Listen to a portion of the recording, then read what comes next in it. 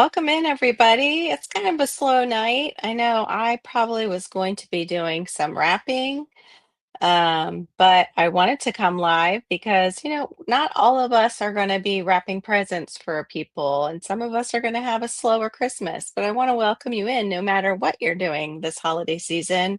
I'm South Florida Sunshine, and I welcome my usual sun seekers and those of you watching the replay. I appreciate you too. I wanted to just say upcoming Merry Christmas and Happy Hanukkah that's going on right now for those of you who celebrate Hanukkah. We have the new year coming up and new subject matter coming up too in that new year. One of the things was how hope is not a feeling. And I wanted to say that actually for New Year's, after or before, we'll see how that works out. And I thought it was a really interesting concept. Hey, DCBs, hi. And I wanted to welcome in too. We have our JBot. I appreciate you so much, Jay. Thank you for coming in first. And thank you for, putting those helpful uh, messages in the side chat. I really appreciate that so much. Oh, thank you. I know. Happy almost Christmas. Merry almost Christmas. I'm pretty much almost done. I did my last run to Wally World tonight. Looked down at my phone and I was in the pickup spot, ready to put in what pickup I was there for, and realized I was at the wrong Wally World. Hey, Duncan 1900 Homestead, welcome in.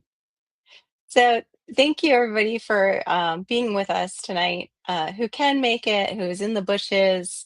I do hope you're all having a wonderful holiday. And if you're not, that's okay too. Some people have a really difficult time during the holidays. Hey, Serena, I was just thinking of you. I hadn't seen you in a while. Merry Christmas, hon. Merry Christmas to you too.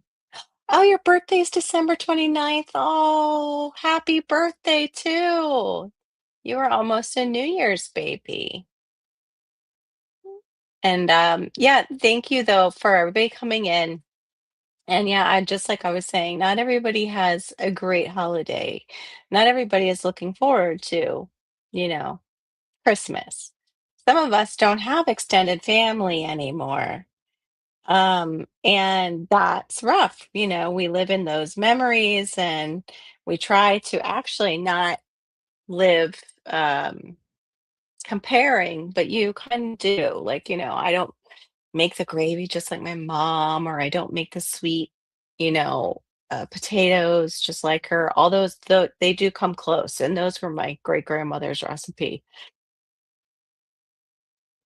Oh, great. That means my husband is very glad I told him not to put the swing set together then, Serena. That's his team. It's so funny. He's rooted for U of M for I don't know how long, but since he was very young, because that was where the Miami Dolphins used to pick like almost all their players from. Most of their lineup was U of M. At least that's what he told me. I'm a what they call football widow. I used to enjoy it when I was at college somewhat, but once I became a mom and a wife and everything, and I had other things to do, I just couldn't sit there for that long and watch the game. I still get excited when his teams are winning, but I just can't get invested. I would rather be off doing something like being in the garden or and that's no cut on anybody who enjoys football. We all have our thing that helps us with, kind of enjoyment, like just getting some enjoyment out of life. But mine would be creating something or making something or taking a nap. In all honesty with Malachi. But yeah, so tonight I was in the wrong Wally Worlds spot. I went to do the number and realized I was supposed to be across town at another one, which I didn't realize that they had picked a Wally World for me, which wasn't the usual one we go to. Yeah. And I don't know if any of you have been out on the roads at tonight. It is very crazy. I used to date somebody who he would do all his shopping, no joke, like Christmas Eve, Christmas Eve day, he'd be running out and getting, and it was like, no, yes, snowman. I actually have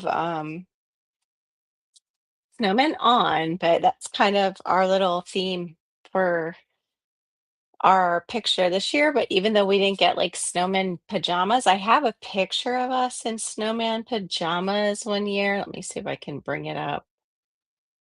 Uh, I don't know if it'll let me. It's not showing it. Wait a minute. I think I hit the wrong button. Let's try that again. But this year, I couldn't believe how quick like the patterns sold out that I liked, and we ended up with like this gondola pattern. It was really weird. Yeah, I don't know if it's gonna let me do it. I have to go in a certain way now, and I had it all set up to show you guys, and then it's like, nope, you can't share it that way. You have to go all through these pictures again, and then you can share it. Because we're StreamYard, and this is how we do things. So, I'm trying to remember. I started this maybe around when, 2020 was happening, and I had my mom, and I thought, you know what, let's get these matching pajamas and make these memories during the holidays while we still have her. And I'm so glad I did. We got, I think it was two pictures. And then the following year, we didn't get a picture because my husband brought home COVID unexpectedly, and we all got that instead. It was the Omicron, though, by that time. Yeah, I don't know if it's gonna let me share it, and I don't wanna miss any of the side chit chat.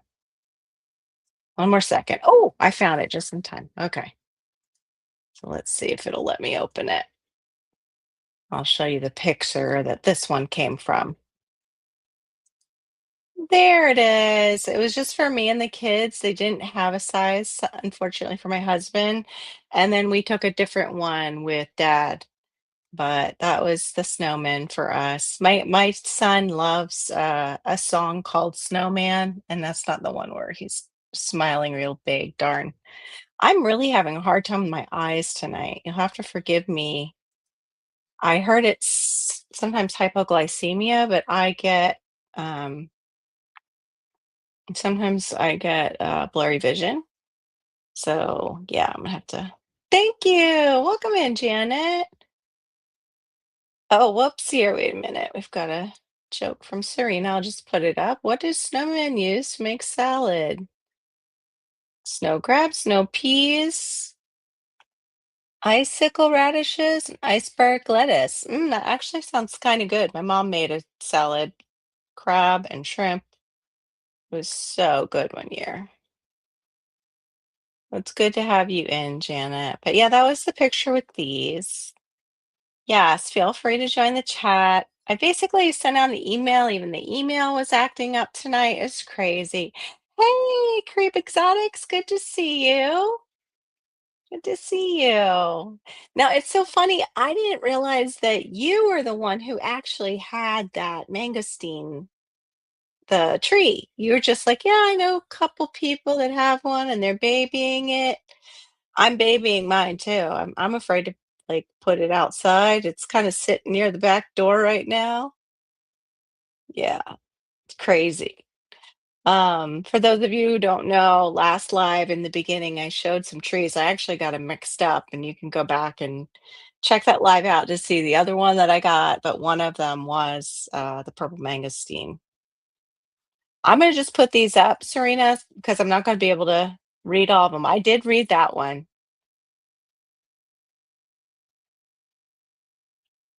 Oh, Albany. Okay. I missed this too, update. And I gotta go back because I did see something you guys didn't get. You're telling me about what you're doing. Alabama just scored a touchdown. You're watching the game? Okay. Over OU. Okay. Let me see. I saw Duncan had said something. I haven't shop for anyone this year. I need to adopt some of our grandkids. I know, right? And our grandkids are way out in Utah.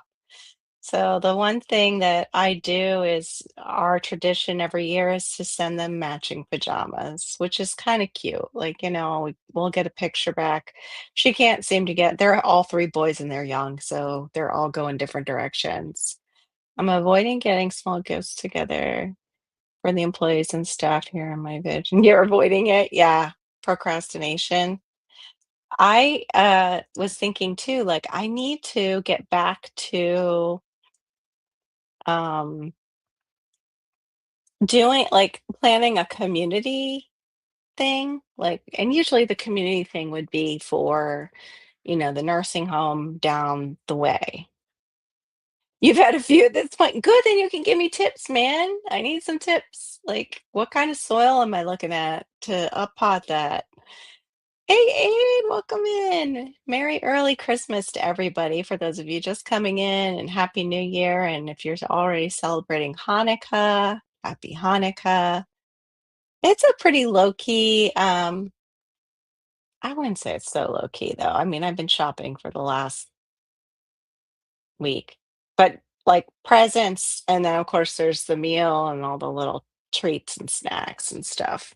And I had told my daughter because I worked for Koala Blue when I was younger, we used to get Publix makes this, I don't know, it's like a sugar cookie with sprinkles on it. They still make them to this day, and that was when I was, like, 16.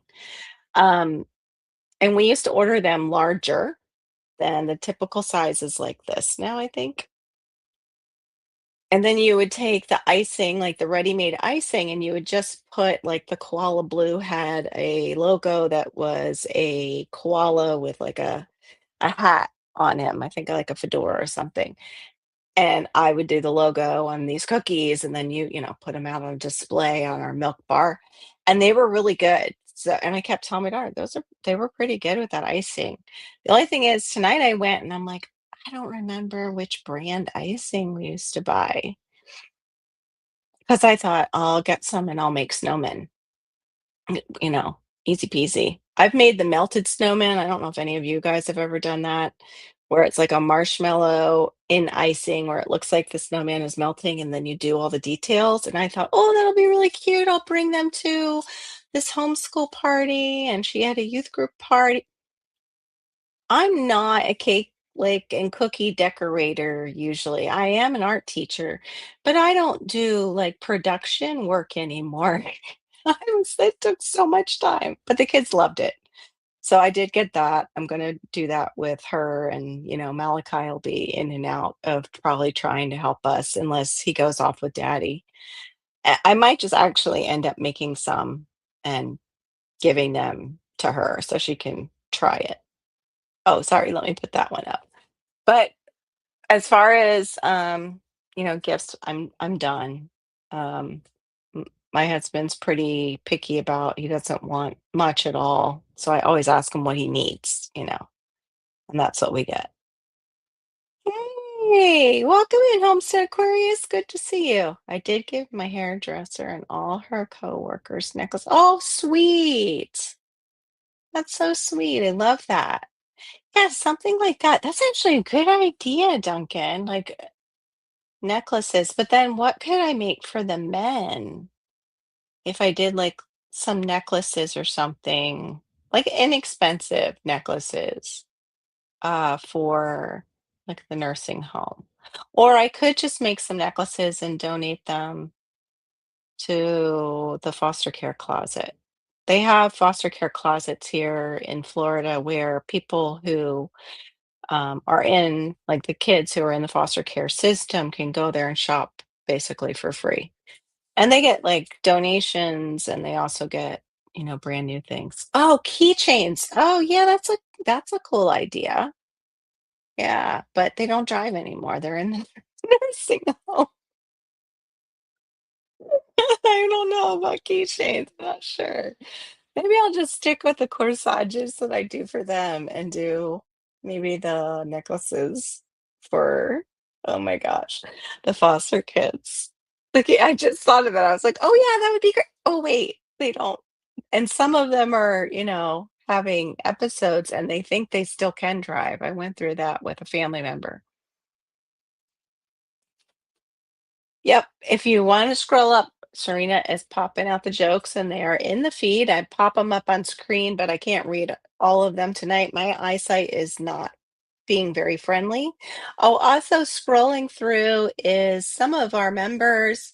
I'm sure some of them have changed a little bit, and maybe some have been added, so I'll have to update it. But basically, these are our members who help support my channel. Most of them are gifted memberships, thanks to Miss Sharon, who's not in the room tonight. A lot of people are, visiting with family and doing things for the holidays. So, it's been touch and go with lives for the season, like as we get closer to the new year. But I appreciate all of you who could make it in tonight so much because I know this time is precious, leading up to those days. Let me see, let's see what you did. I gave about 50 small gifts to the village food bank. Nice. Bar soap and washcloths tied with ribbon. I love that. Set for the toddler baby. Oh, that's so sweet. And little animal hat sets for the toddler babies. I love that. Oh, okay. Decorated name tags are great for nurses and such. Hmm. I'll have to find out what they have for name tags, like how that would go down, and if they would give me a list. I'm not really sure. They might. I just haven't been there and done, the stuff we used to do there since Hannah was young and she got really sick. You were adopted. I was adopted by my parents December 23rd, 1983.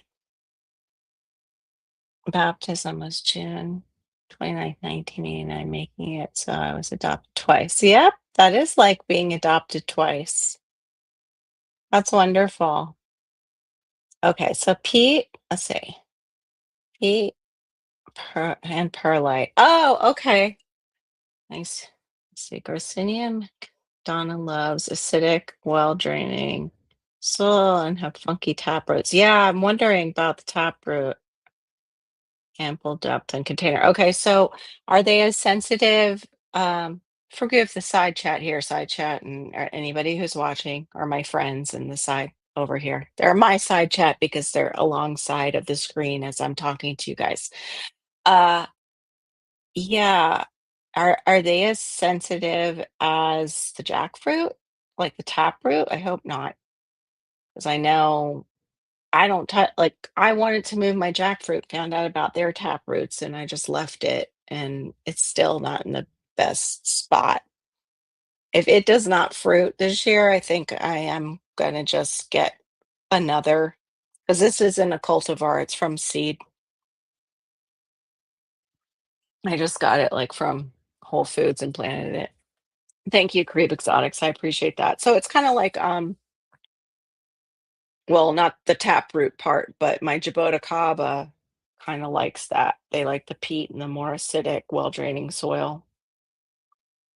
Are they like do they like it as much water as like the Jabota Cabas? I'm gonna have to read up on it a little bit more. I did read that about it. They do like acidic.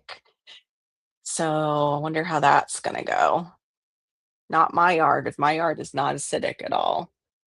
That was one thing too when I was looking up about, the next subject about talking about how hope is not a feeling.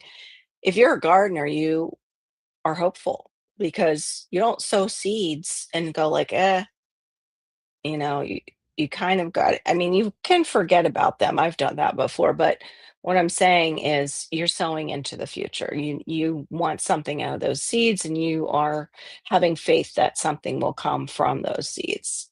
So you have hope. But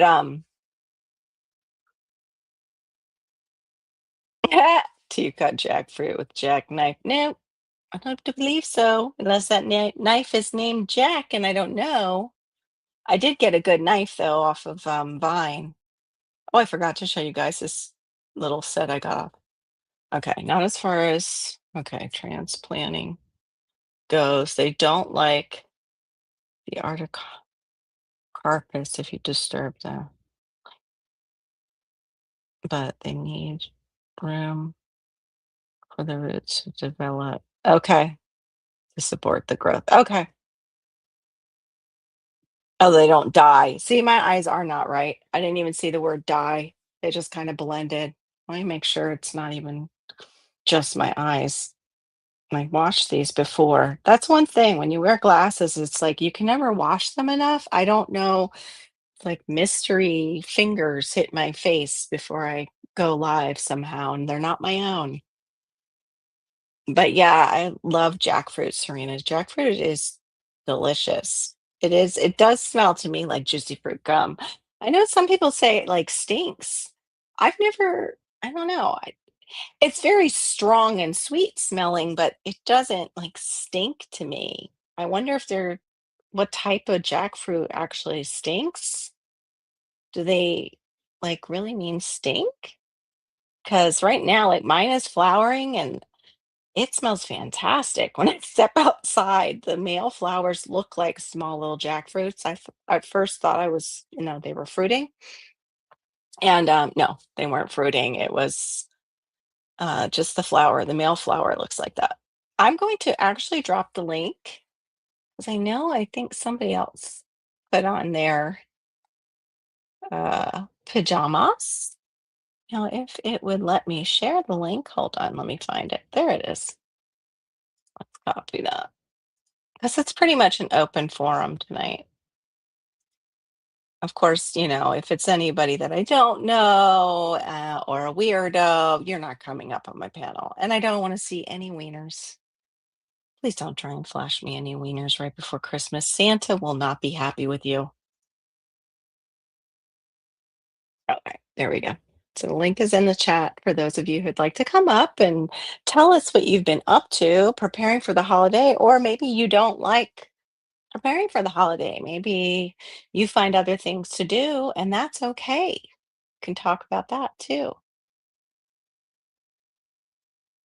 Okay, let's see now.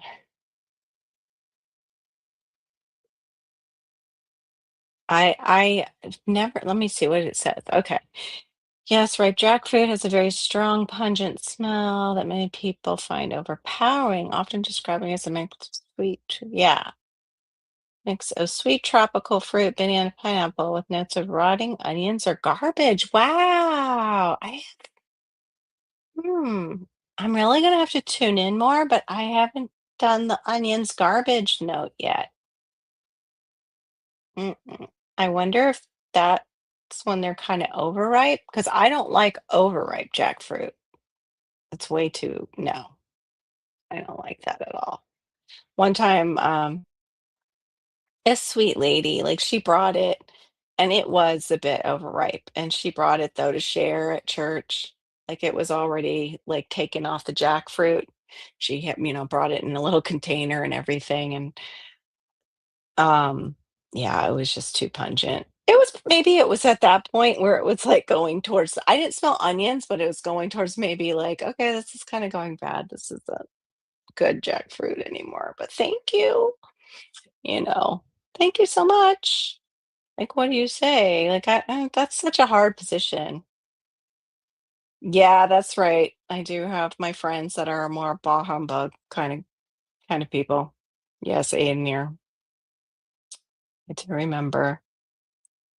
Well, my kids aren't like we got out the train and I had to fix it. At first, somebody in my family wouldn't let me. They were smacking the remote around, and I actually noticed that it was Bluetooth, and we retook it out of the box, and I fixed it.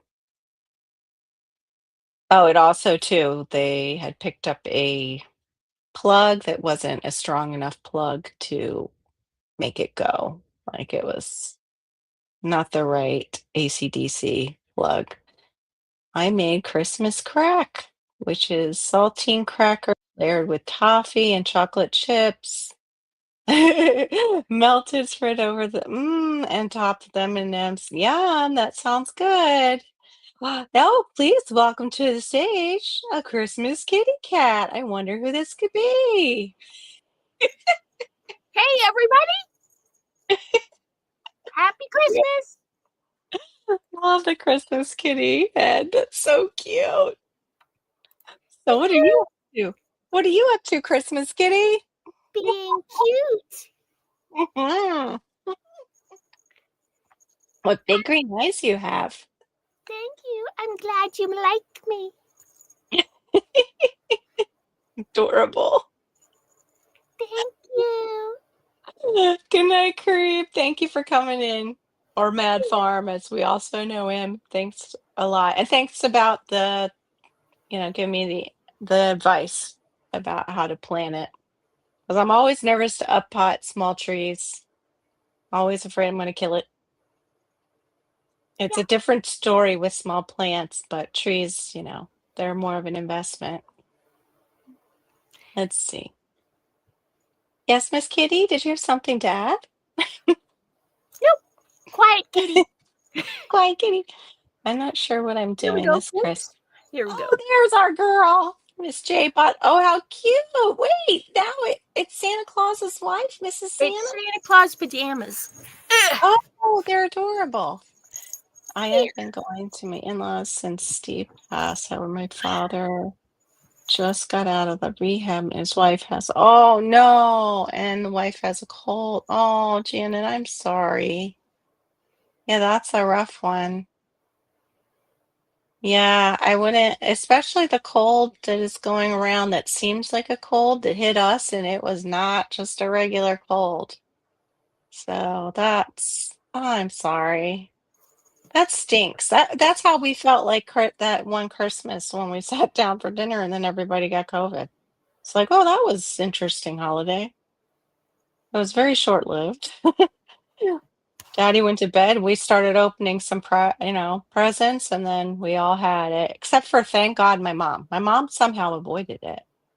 I figured you meant father-in-law when you said that. Okay, let me see. Wait, Miss.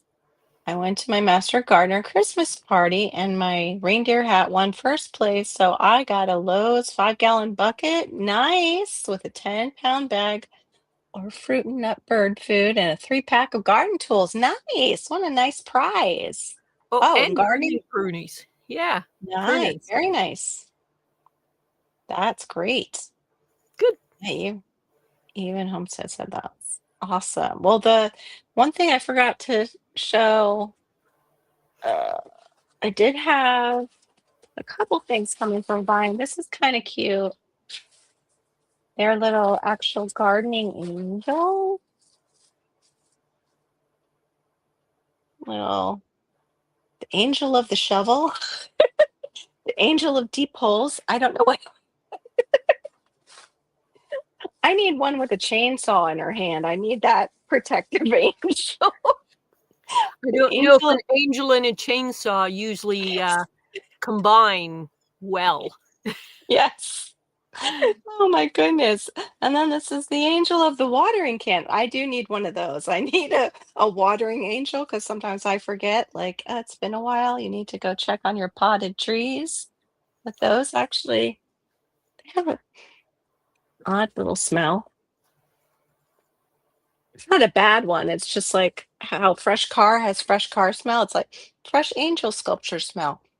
It's Hmm. not like that usual, like sometimes the stuff that comes from a certain place smells like plastic, like gone, I don't know, like a weird plastic smell. And the other thing is very Florida. It's one of those belts that you could wear with like it reminds me of the 70s actually, and that's why I got it. Reminds me of like my mom's pantsuit outfits, and then she'd have like that chain belt to go with it, or a Hmm. straight dress. Here, let me see if I can pull it up. It's a little shell and starfish belt, which I thought was cute. Okay. Yeah, it's not my usual, but I do have a black shirt that I got from them. Actually, wait, it goes in this one.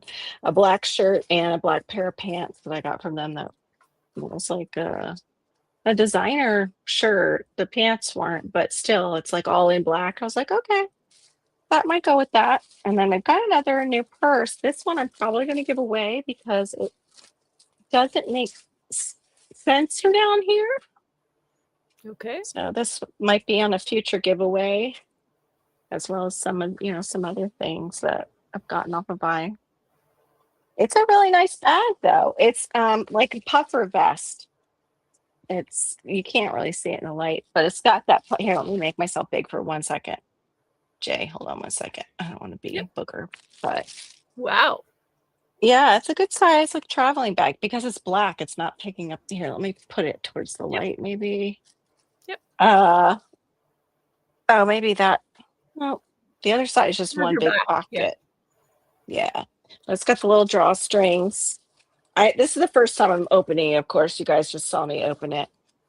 And oh, it's got, you know what? I know what it is now. It's for a laptop, guys. It's a nice laptop bag, but you could use it for travel, for anything, really. But it's got a little Velcro area that's padded too for a laptop. And then it zips up nice. So Hmm. yeah, I'm gonna have to start putting a pile together of things for a future giveaway for members of the channel because you guys really helped me out with getting seeds and other things that's coming up in the new year. I just dropped them on the floor again. So I appreciate you all and thank you for bearing with me while I did that. Oh, let's see what Serena is saying to us. Where did I go? Garlic, garlic. I wanted to put in some garlic this year. I think I'm too late.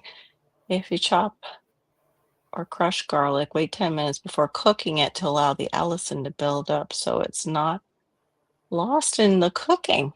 Interesting. Never heard that tip before.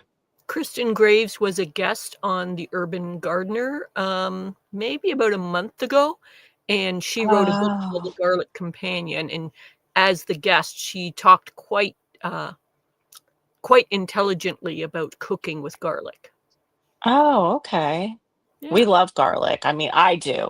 My husband accuses me of being the real garlic lover.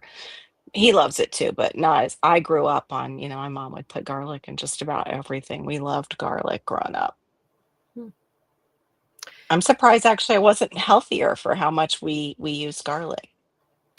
So Christmas Kitty went out in this resplendent pajama outfit, complete with jingles, Mhm.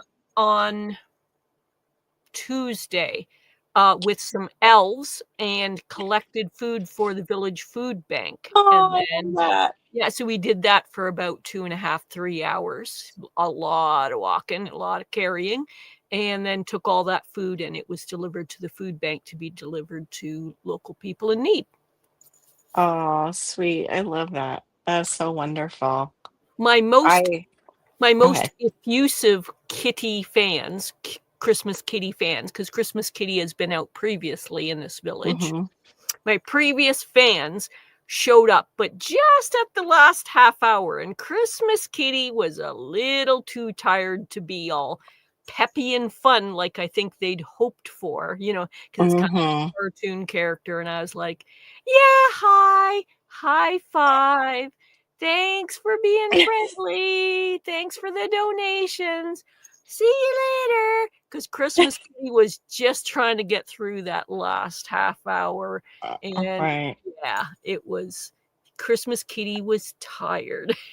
Right. Because I had gone out earlier in the day and shoveled for about 3.5 to 4 hours, shoveled snow in the public Oh, pathways. So I had right. a little bit of a rest of maybe an hour in between, and then walked the village for around 3 hours, picking Oh, up yeah. food. That Yeah, would be going to rough. That different would be rough to be donations. the happy smiley kitty at the So last yeah, hour. Christmas Kitty had less pep in her step at that time. Peppy and Mm, fine the first hour or so, but yeah, right. Yeah, grinding I through. oh, that would be like us when we would do like a Christmas thing at the nursing home and by the end, because at the time all of us had like young kids and the kids would be acting up near the end and we'd be like, so I hope you Uh, had a good time at the party to the people we're throwing the party for. And, moms are like giving side eyes to the kids, and, yeah, yeah. but yeah, it's a good thing. Both of the Yep. things, like doing things for the community is wonderful. I Well, I love try to that. go out that way because there's few people out because around this time of year Where I Right. live, it's like snow and stuff. So luckily that Yeah. day, no new precipitation. So it was just what snow had been on the ground, but it was still cool-ish. And Right. I don't know. I'm getting to be a bit of an older kitty, and Mm, older yeah. kitty, it's a bit much to do hours of physical activity twice Yeah. in one day. It's hard on older kitty. And I But don't think people know that shoveling snow causes a lot of heart attacks because yeah, people don't do any activity and then that big thick snow comes around and the men or the women are out there suddenly shoveling the snow and uh, I they yes, didn't know because they weren't very common. doing yeah. Oh my So goodness. Here's our so favorite girl, Shawnee Shawnee, Rose. We had a blizzard yesterday. Ugh. No. So did you get how much snow did you get, Miss Shawnee, or was it just more wind and just kind of a wet snow? What was it like? See, I don't know these terms. I'm down here in hurricane land with the warmth. We were still sweating today outside. We were still grateful for air conditioning in the building. It's so I different. suspect that Shawnee and I have similar weather effects, not exactly the Mm, same, but I think very similar. similar. Yeah, So yeah. geography wise, are you to the east of her or kind of Okay. central I above? usually put in each chat where I'm located. I'm in Huron County, which is in Midwestern Ontario, Canada. So if Okay. you notice what the Great Lakes are like, which kind of Yes. come to top of the US and the lower part Mhm. of Canada, the Great Lakes kind of fall in a bit of a line. It's a shape of kind of an L. Well, I'm Mhm. in the middle of the L on the Canadian Oh, side. Yeah. okay, so you're not So too I'm far from quite her. near. I've always lived near the Yeah. Great Lakes, but I'm currently near Lake Huron, maybe about 10 kilometers east of it. So you guys get the lake effect or not? Because Yes, we get a lot of usually. winds. So that's one of the reasons Okay. why I usually say in my discussion, like my "Here I am" in the chat, is to the lee of Lake Huron, because 'cause we're terribly affected by the weather effects of Lake Huron, and Right. right now, the main effect is because the lake is not frozen. It means Mm. that the moistness of the lake is picked Mhm. up with any Right. weather, especially wind and Yep. cold, picks up and it brings it inland and dumps it on us. And that's going Yes. to keep going on for about another month until Lake Huron freezes up and cools off. Thank you So for explaining that. That was a good because some people don't know lake effect, what I so meant. So Appreciate lake that. effect, wind, lake effect, moisture, all that kind of thing kind of comes Mhm. and drops inland. So right now it means that when we get higher winds and cooler temperatures, it picks up the precipitation off the lake, and the wind kind of creates these currents that you can actually visibly see the snow streaming across the land and coming to us, and either streaming across or dumping onto us. And Wow. it's quite Yeah. scenic if you're not shoveling it for hours and hours. Right. Yeah. And here's I Shawnee sh talking about hers. yeah. Just said, we had, Shawnee says, we had high winds, freezing rain, and a dusting of snow. So the dusting of snow blowing causes little to no visibility on top of the ice. Ugh. Weather is warming up as the week goes on. It will be warm for Christmas. Hmm. There were a lot of accidents on the freeways. Ooh, yeah, see that with the ice. That's what scares me the most is the black ice. I did go to school for a year up in PA and learned how to drive in the snow, which is funny because I was the best driver in the snow out of me and my girlfriends, and they all came from places that had snow. But it was a stick shift. That's what I mean. Like driving in the snow in a stick shift is different than not having, ice, possible ice. Yeah. And So uphill because it's hilly and yeah, it was hilly in the area. Oh, that's sweet, Janet. Yeah. They definitely need the prayers in those areas where they're getting the ice. But and low visibility. Low visibility and ice do not go well together. what we had most recently was when the temperatures increase, like she was talking about, it makes sort of like a surface slickness or firmness to any snow that has been down there. So then Hmm. that becomes Compacts it. sort of its own form of ice. And it's because of the Yikes. rising temperatures, not Hmm. dropping temperatures, is the Right. compacted snow becomes super slick. So we have to lay down lots and lots of gravel and sand, or you will be sliding whether you want to or not. Okay. So those are those news reports where we see just people kind of, they look like they're ice skating Oh, yes. across As a kid. areas. Yep. When I was a Oh, kid, I see used to go that out in ice skates and skate the streets. Yep. terrifying. No, I Well, didn't get to when I was a see kid, the I thought aurora. it was great. Oh yeah, I know. We did. We thought You the know? craziest stuff was wonderful. I used to think flipping in my front yard, not landing on my feet was a great way to practice flipping, Yeah. and not thought about my back like at all. But I'm thanking that child now, bam, bam, my spine all those times to learn it on my own. Serena, I did not get to see the aurora borealis. I would have loved to. I think it went to central. I know they said it might come down, but I don't think it made it all the way down as far as I am. Mhm. I'm going to have to. Yeah, I think it was like more northern and maybe upper central got Yes. some view. Today the winds are from the south. Usually they come from the west. So are they still just as powerful? Because I was so surprised when Shawnee showed us all the wind damage that she got up there Well, for some of her sometimes storms. Go ahead. sometimes what happens is, it's coming from a from my perspective, it comes from a different direction. It's usually because of a specific storm front coming, like, up from the south. Oh, So our what they call okay. our prevailing winds go across from the west, meaning across for us, across Lake Huron, picking up that Yeah. precipitation. And that is our normal west-northwest is our normal winds, but if it's Okay. coming from another direction, usually that means there's a somewhat troublesome storm coming up Oh.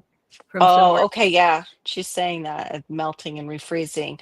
Duncan, I can't believe it. And you guys are going to be in the 70s, but she's closer down. Missouri's closer than to me than she is to you guys, but still 70s is crazy for Christmas for Missouri.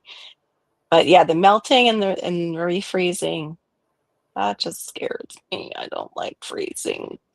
No, compacted snow that freezes and becomes slick under the car is no. The high here is supposed to be 76. Mhm. That is unusual. Wow. Serena, I forgot what state you're in. You're up there too, aren't you? I Or think are she you said over in, Alabama. is she in no, is she in Alabama? I know Homestead Aquarius is Alabama. Is she in Oklahoma, maybe? Could be. Oklahoma, I think. Yeah. Oh, Yeah, you. She's right. watching Oklahoma. Yeah. Oh, you. Okay, yeah, Okay. That makes sense. But no, right. that temp doesn't make sense. That's crazy. Today was field trip day. We even brought, yay, a real Christmas tree home. I'm so glad. $14 legally. As far as gifts, the boxes are not all here yet. How many more days do we have left? Today is, I think, the 19th here. And yeah, it's still the 6 19th. sleeps. 6 Yep. sleeps. Yes. You crazy. It depends on when you celebrate it with your 5 really. kids. Like, Yeah, yeah. yeah, 5 really. And Christmas Eve, we usually do a lot of the stuff because we don't want to be woken up at like, well, we don't get that anyway. Uh, where Malachi wakes us up super early, but he will get up super early because he feels it. Like that, he's got stuff coming. Mhm. I don't know how to explain it because you know, have his special needs. The, real trees were also discounted where I am. Like, I think they Hmm. realize that it's a week left and they have such a limited time to get them sold, so they are discounting them here too. Yeah. Well, my dad and I never knew as a kid. My dad would go out, and that was our tradition. We would decorate the tree, and it was big usually. It was a big Christmas tree, Christmas Eve. Hmm. Didn't realize dad was going out and getting a discounted tree, saving a little cash because he probably just they'd spend it all on the presents for the kids. Hmm. Wow, that's crazy. They said below zero a few days ago. I would love to see a white Christmas outside my window, and that's about it. I like the first flurry, nice and fluffy snow, that kind of stuff, and then it can go away. I don't want to see it get gross like it used to because I was in near Villanova for that year, but my family is outside of Philly, and yeah, I've seen it get really dirty and gross. I Mhm. did pick up all the ingredients to make all the traditional, yay, baked goods recipes from our great grandparents. That's wonderful. I decided just on two of the recipes, and one is our tradition, which is I make the peppermint bark, super easy. And then the other is my mom's butter balls, but we don't use walnuts or we use the pecans, so they're like a pecan sandy. And Okay. oh, they're so good. They just melt in your mouth. Oh, so delicious. So bad. I can eat too many of those.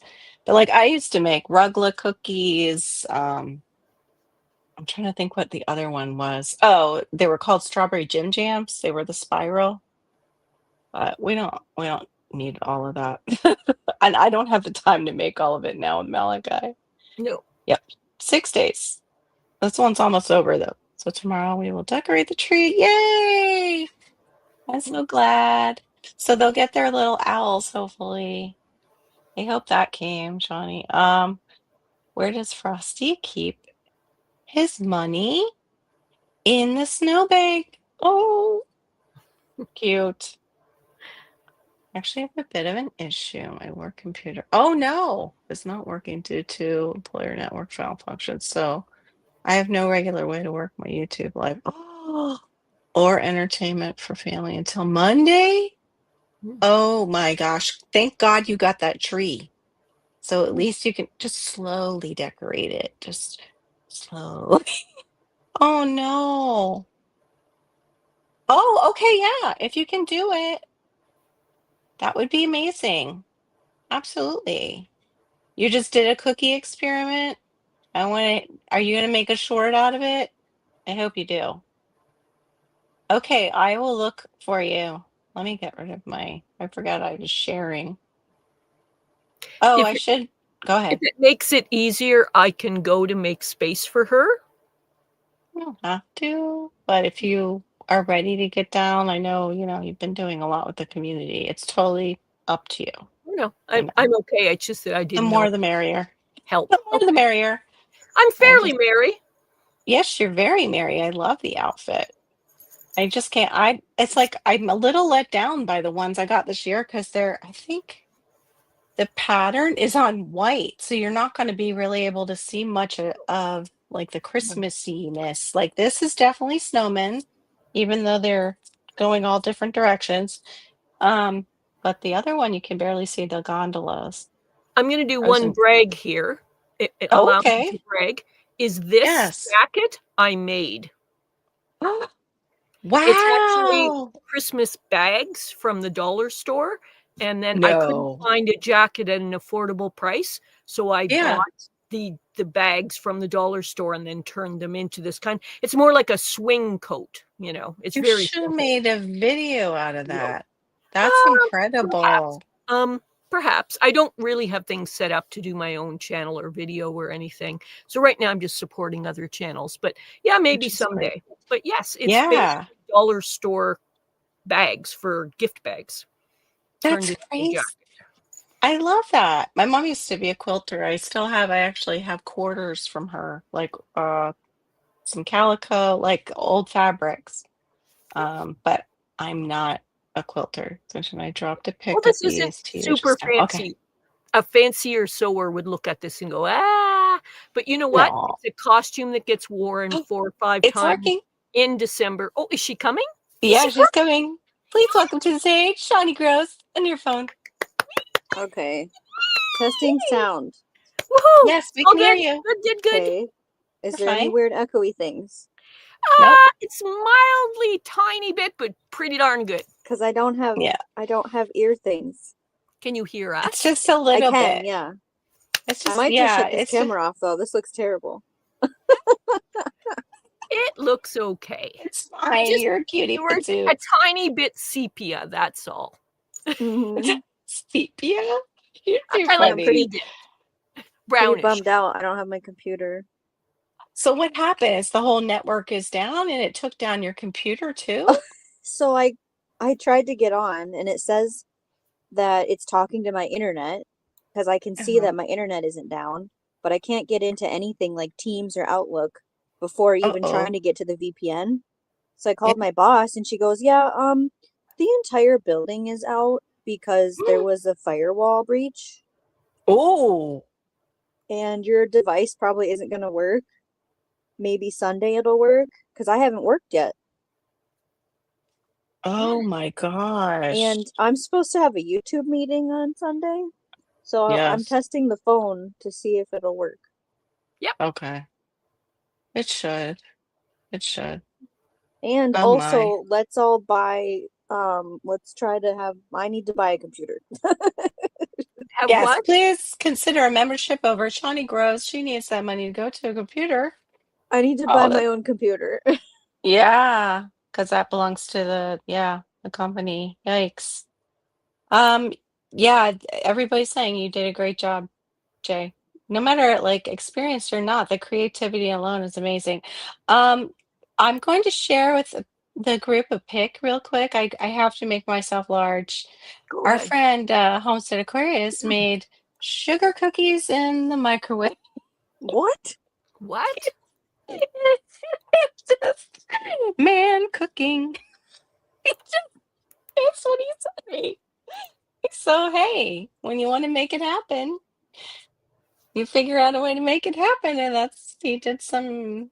I think that's cinnamon or pumpkin pie spice. I know he's got pumpkin pie spice. Like he loves it like I do.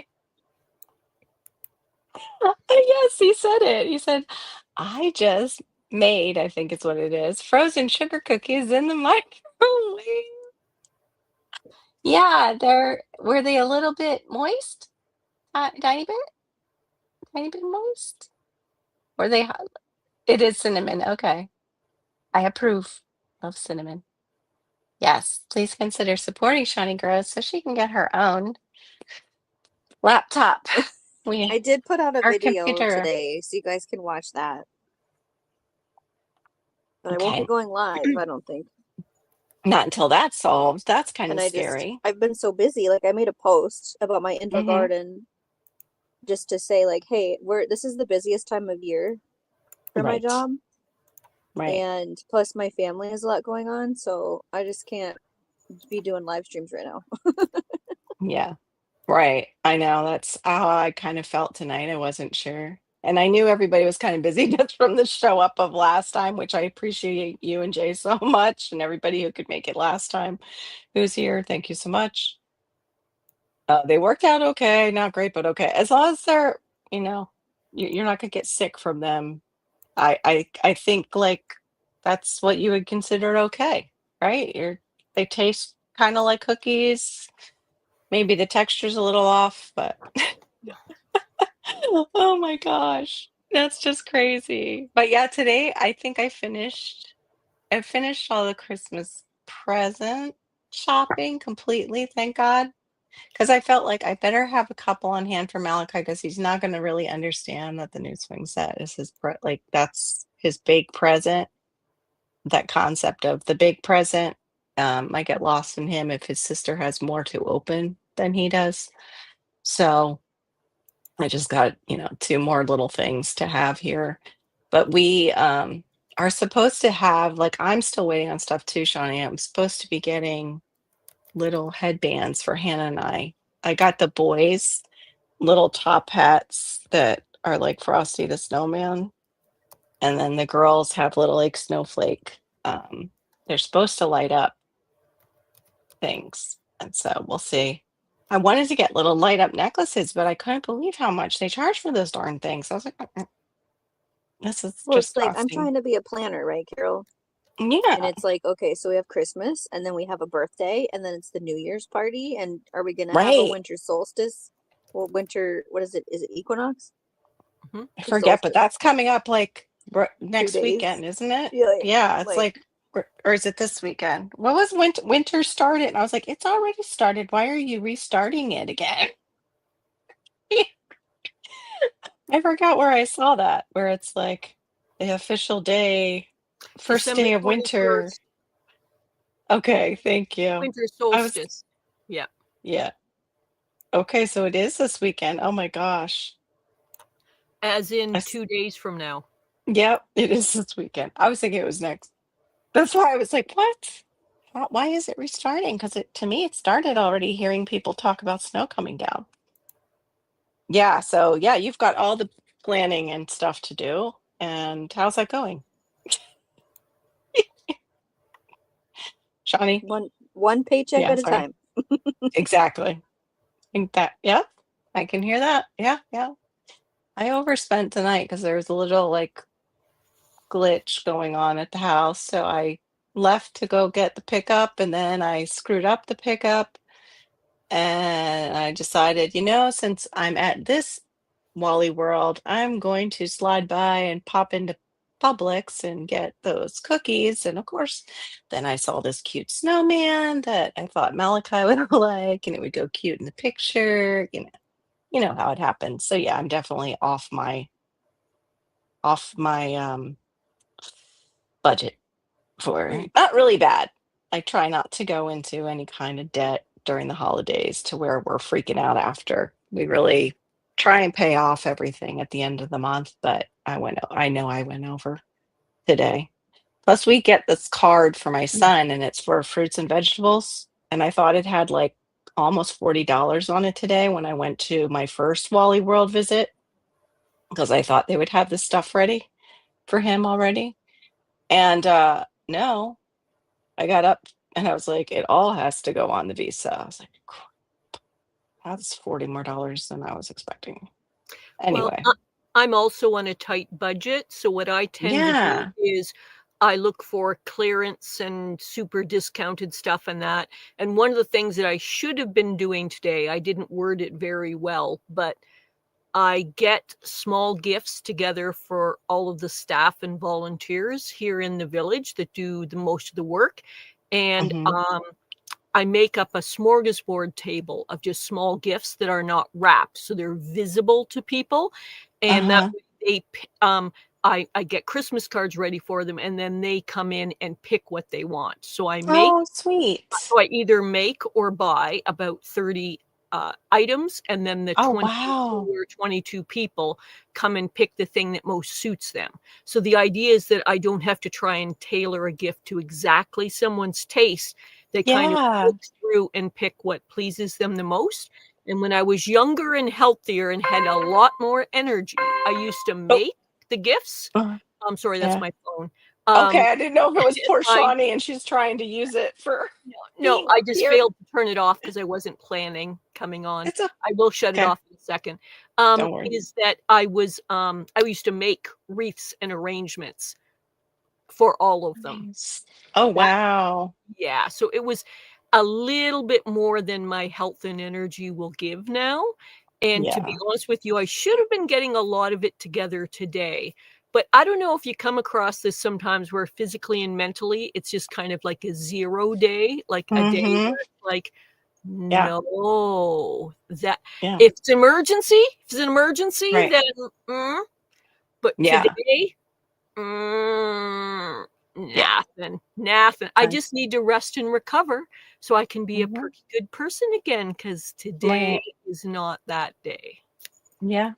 Shawnee and I have actually had conversations about that where we just like we need just a day to chill Yep. because it's just not happening today like we would want it to, or like it's a problematic day. Like I get days where I actually get more klutzy and I Mm, drop things or just be it's just an off day. It's just like it's awful. Like I want to get stuff done, but it's like, nope.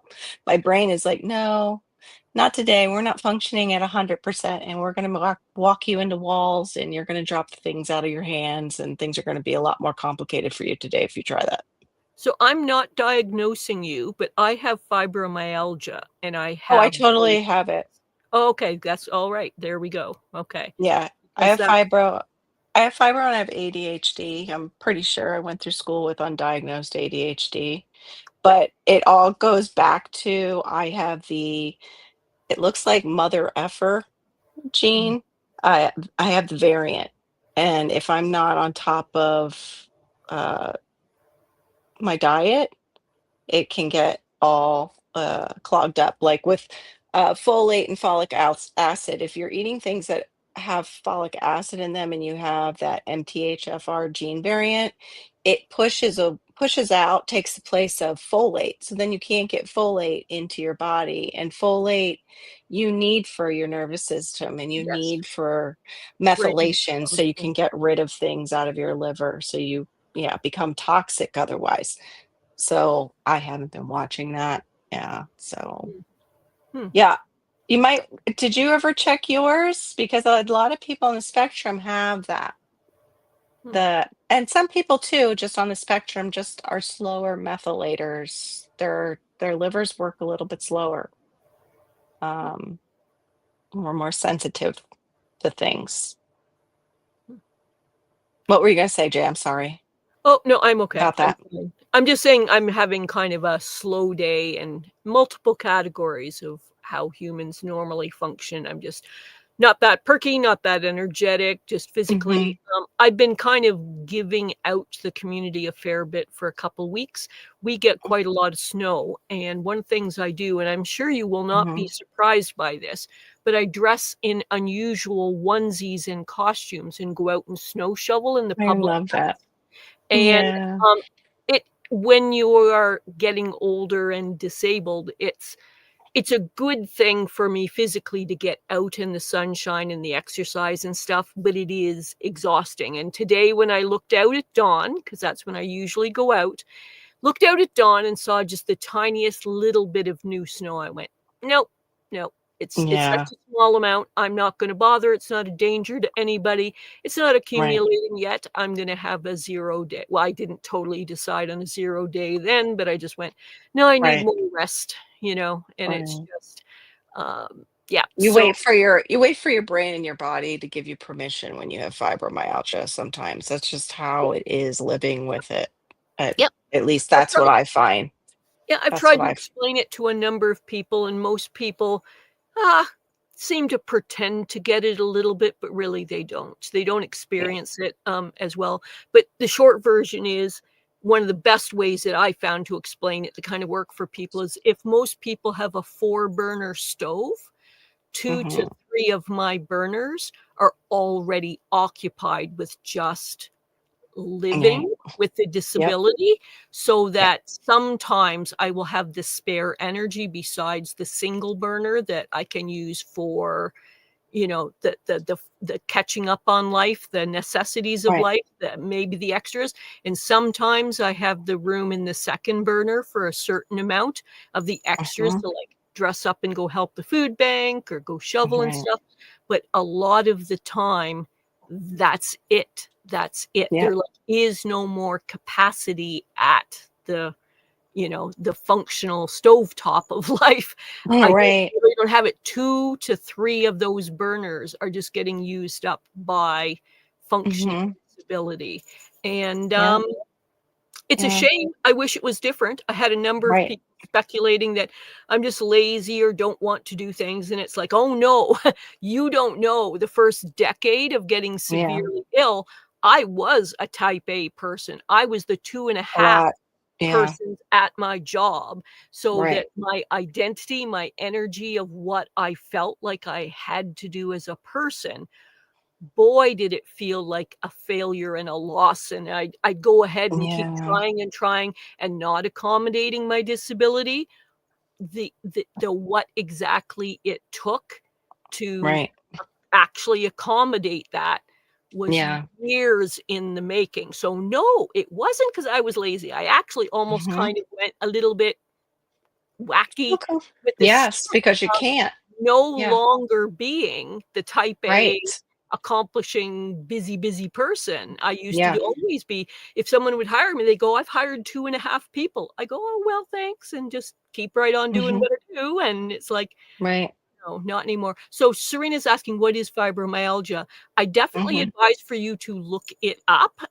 Yes. Over the decades, they've learned and discovered different things about it. So what they Mhm. used to believe in the 1970s versus the 80s versus the 90s and the oddies and stuff, they're learning and developing more. And I'm hoping as Mhm. medical advances continue, they will learn more about it. The short version is it's a neurochemical disorder that tends to result in someone having widespread muscle pain and fatigue and sleep disturbance. And the cycle of the widespread muscle pain and sleep disturbance keeps cycling upon each other so that they make each other kind of worse. And it has other effects that I, could kind of go into. There's, about 8 or 10 common ones and about 8 or 10 more that are associated with it.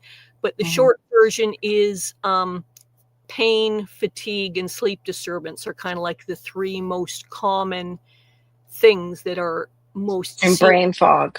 And brain Brain fog fog. that can feel like dementia or Alzheimer's. People often get scared that they've gotten early Alzheimer's or dementia, and they're So getting the other symptoms along with it, and that's when they often get, "Oh, yeah, well, you're in my experiencing brain one." fog, I failed to Yeah. mention brain fog. The Yeah. thing with brain fog is it feels like almost like you're having a cloth, almost like this thing pulled over Mhm. your head, and the ability to think is just Yeah. struggle. And so sometimes Mhm. what happens to me if is I have to have something that must be precisely done, like a piece of, say, government paperwork or something that Right. has to be precisely done, I can't do it right away. I have to Right. wait for that window that might be 2, 3, 4, 5 days away. And when I have that window of openness where Mhm. my brain is really snapping and working like it used to, that's when I have that little window. That's when I must do the complex things of filling out things that Right. are precise or necessary. And a lot of people from the outside don't get that because Mhm. when I have that window, get out of my way because the built up stuff that required that precision and clarity of mind must Has get to get done now done. because I Yes. don't know when that window is going to happen Yeah. again of mental Yeah. clarity. And because Mhm. people see me as like the J-bot here and see that I multitask and do things on, 5 different levels and all the time, they assume Right. that I'm mentally like perfect at all times. Absolutely not. When I was Right. younger, I really had it together, but now part of the reason I do that is because Uh-huh. I can do that in the background despite my disabilities, and I don't have the full pressures of being a full host and all Right. the turn that comes with YouTube of Yeah. what you have to do to be, a Yeah. continuous content creator. Right. It's harder than most people realize, and part of the reason I Yes. don't is because it is so much harder than people realize.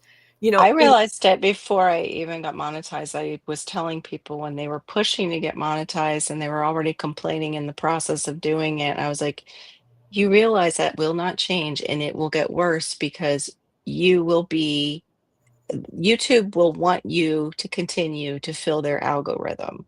They will want you and they will kind of push your stuff aside if you do not do what they want you to do. And I've watched it happen with my changes channel.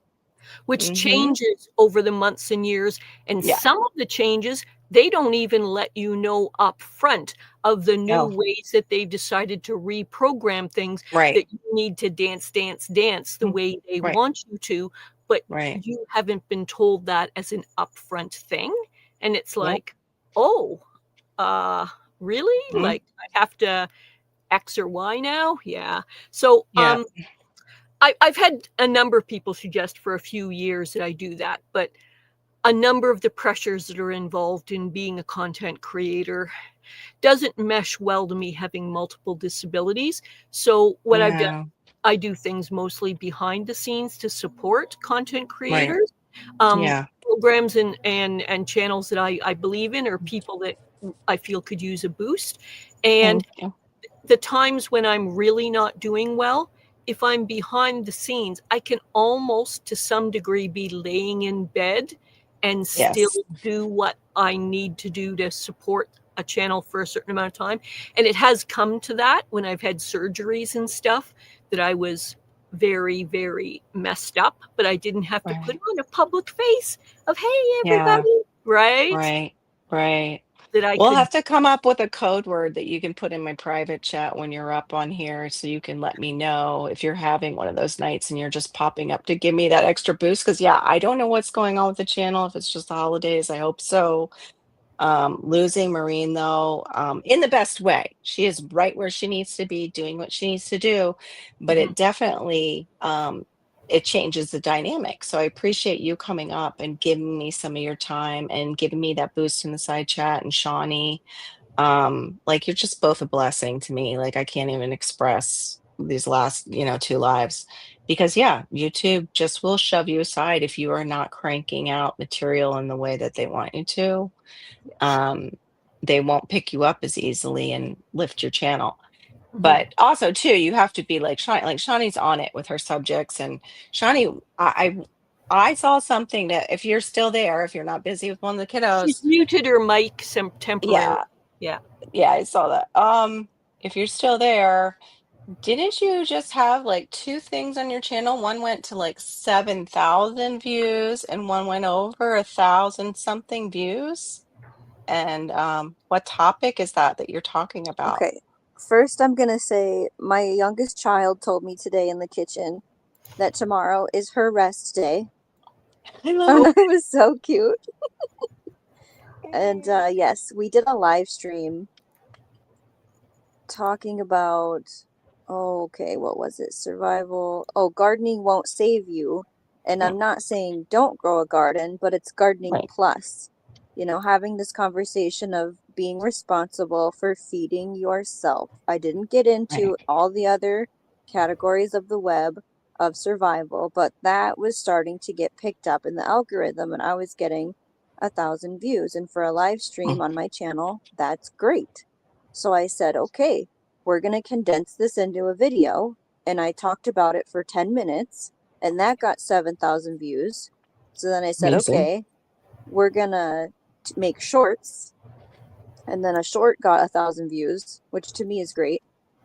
Yeah. The reading the comment section is That, con- amazing on that that kind of, was, yeah. yeah, yeah. Good.